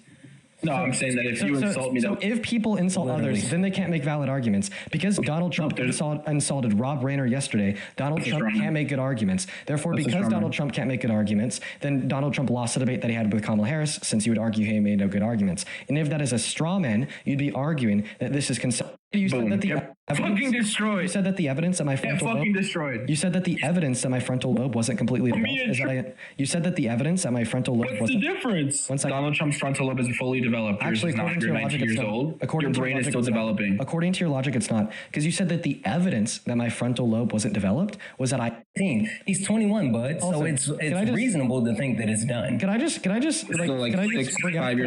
bring up that he made the argument that the evidence that my frontal lobe wasn't developed is that I insulted you. You didn't. I said I assumed it, and then I add. Hey, if you continue to interrupt me, you concede the debate. Stop interrupting me. You said that the evidence that my frontal lobe wasn't developed is that I insulted you. Not that I'm 21. Not that I'm under the age of 24. Not therefore, in accordance with your logic, Donald Trump cannot make a valid argument. Now, do not. This is brain rot debate. This is brain rot. Do not strawman my argument. This is brain rotting. One second. Rather suggested the evidence that was underdeveloped was the fact that I insulted you. Shouldn't use this as an opportunity to try to say, well, obviously. Her proof was that because I insulted you, my frontal lobe isn't developed. So therefore, if Donald Trump insults someone, then his frontal lobe isn't developed. Do you really think that circular logic is like gonna mesh with people with actual frontal lobe developed? Where's the circular logic? Holy fuck. You literally just said, well, you argue. My argument never was that was the only reason. That wasn't developed, and I can confirm it got fucking destroyed. So then your argument wasn't valid. So then your argument wasn't valid. No, I didn't. I won. The reason why I won that debate is because then. Is your frontal lobe underdeveloped? Yes or no? 1 second. Because you're arguing that your argument wasn't valid, as the premises didn't necessarily. Get the chat. No one wants to talk about this bullshit. Wait. I'm trying to prove that your argument didn't follow. They're literally telling you to move on. Wait. I mean, after you concede, for sure. Can you concede that your frontal lobe isn't developed yet? Can you concede that you had a bad argument? Sure. When they say sure. I'll say my argument was. I'll say my argument was badly formed. Yeah. Good boy. That's right. Thank you for conceding that your argument was badly formed after screaming at the top of your lungs saying that you shit on me. I made that argument. I got you to concede for the love of the game. Marley, thank you for the $5 over on Venmo. Elizabeth, thank you for the $2 over on Venmo. Logan with the $5. Appreciate you so much. Then Daniel with the $5. Thank you. I appreciate you guys so much for all the love. Over on PayPal, Abigail, thank you for the $5. Thank you. Lauren with the $2 and Alicia with the $4. Thank you. And then Louisa, thank you for the 40 euros. He left again. Louisa, thank you for the 40 euros over on PayPal. Who said, hello, Dean. I turned 18 today, so to celebrate, I'm investing some money into the American youth. I have. Wait, they're 18 and they're investing money in the youth. Okay. A win is a win, Dean. A win is a win. You know what? I fucking love you. So their name's Louisa. Then they clarified that it's actually Iris. Iris, I fucking love you, dude. I fucking love you. I forgot. Dude, I'm with it. Show some love to Iris down below in the chat for investing into the American youth, right, on that 18th birthday. Bro, show some love to Iris down below. I'm sorry. Thank you. Thank you so much. Like, seriously, thank you so much for the 40 euros, Iris. You are awesome. Oh, my God. After that last debate, ran away, too.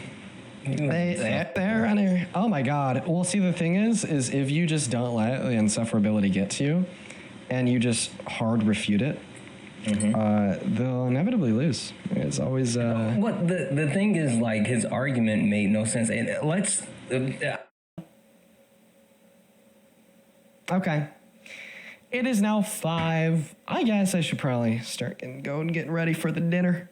Kelly, thank you for the $5. Who says love you to pieces, but it's all of a sudden, not all of a sudden.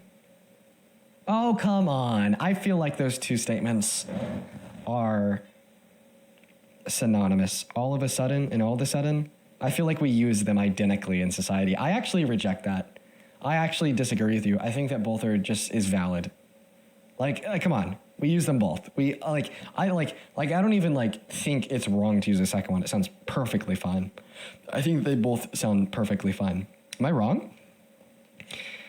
Anthony, thank you so much for the $5, and I appreciate you for your kind words, man. And thank you for what you do. Thank you for your work. Then Valeria, thank you for the $11 and the 11 cents. Thank you, Valeria. Valeria with the $11 has 3 questions. First question is free will or determinism. I believe in, I believe we have free will. I'm a substance dualist. I think that the mind is immaterial. I think that there's a good argument that if physicalism is true, then so is determinism. What will concretely happen? And then the third question that do a lot. Rose, thank you for the $2. I appreciate you for your kindness. And then Martha, thank you for the $25 on Venmo. Who says, hey, Dean, Daily Watcher here, sending you lots of love. Do you see yourself going formally into politics in the near future? Honestly, that's a hard one for me. That's a fucking toughie. Because I feel like it'd be difficult for me to go formally into politics. Because on the local level, I feel like in local elections, people don't like transplants. You can't okay, right? And then even about running for maybe the closest thing I could do possibly would be off that question all the time. Thank you for the $20. Thank you, Adriana. It says, how long do you think it'll take for the country to get back on to what it was before he took office? Well, thank you for the $20. I don't know. I feel like that's going to take forever. I wish I had a better answer to that question. I think that it's going to take a while. I think it's going to take a while because, well, actually, it might take a while or it might be quick. Because what we'll have to see is that when he dies, okay? Not when he just leaves office, when he dies, the MAGA movement will either be succumbed by a new frontrunner and it will continue to prosper, or they'll just kind of be without a leader. People will try to be that leader. It just won't work. And it will kind of fizzle out. More sane, level-headed voices will take over. And we can start getting our country back on track. Speaking from the position of legislation I've watched, and me and my girlfriend, we love Marvel movies of them made in that just isn't true of other superheroes in the MCU. But it makes sense, right? No, prolific Iron Man. Joey, thank you for another $5. I'll make sure to check those composers out. Thank you.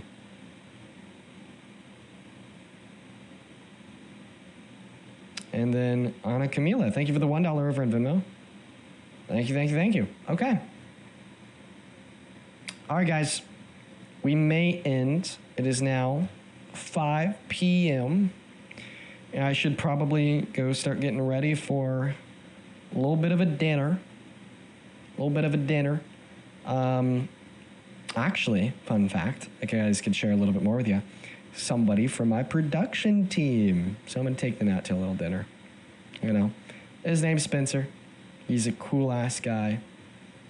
And he really helps. He really, really helps out with what we do. So I'm going to go to do that now. If you still want to watch some debates, I think that Parker's live on @ParkerGetAJob. Go show him some love. He's going to be running some debates. And I'll see you all tomorrow.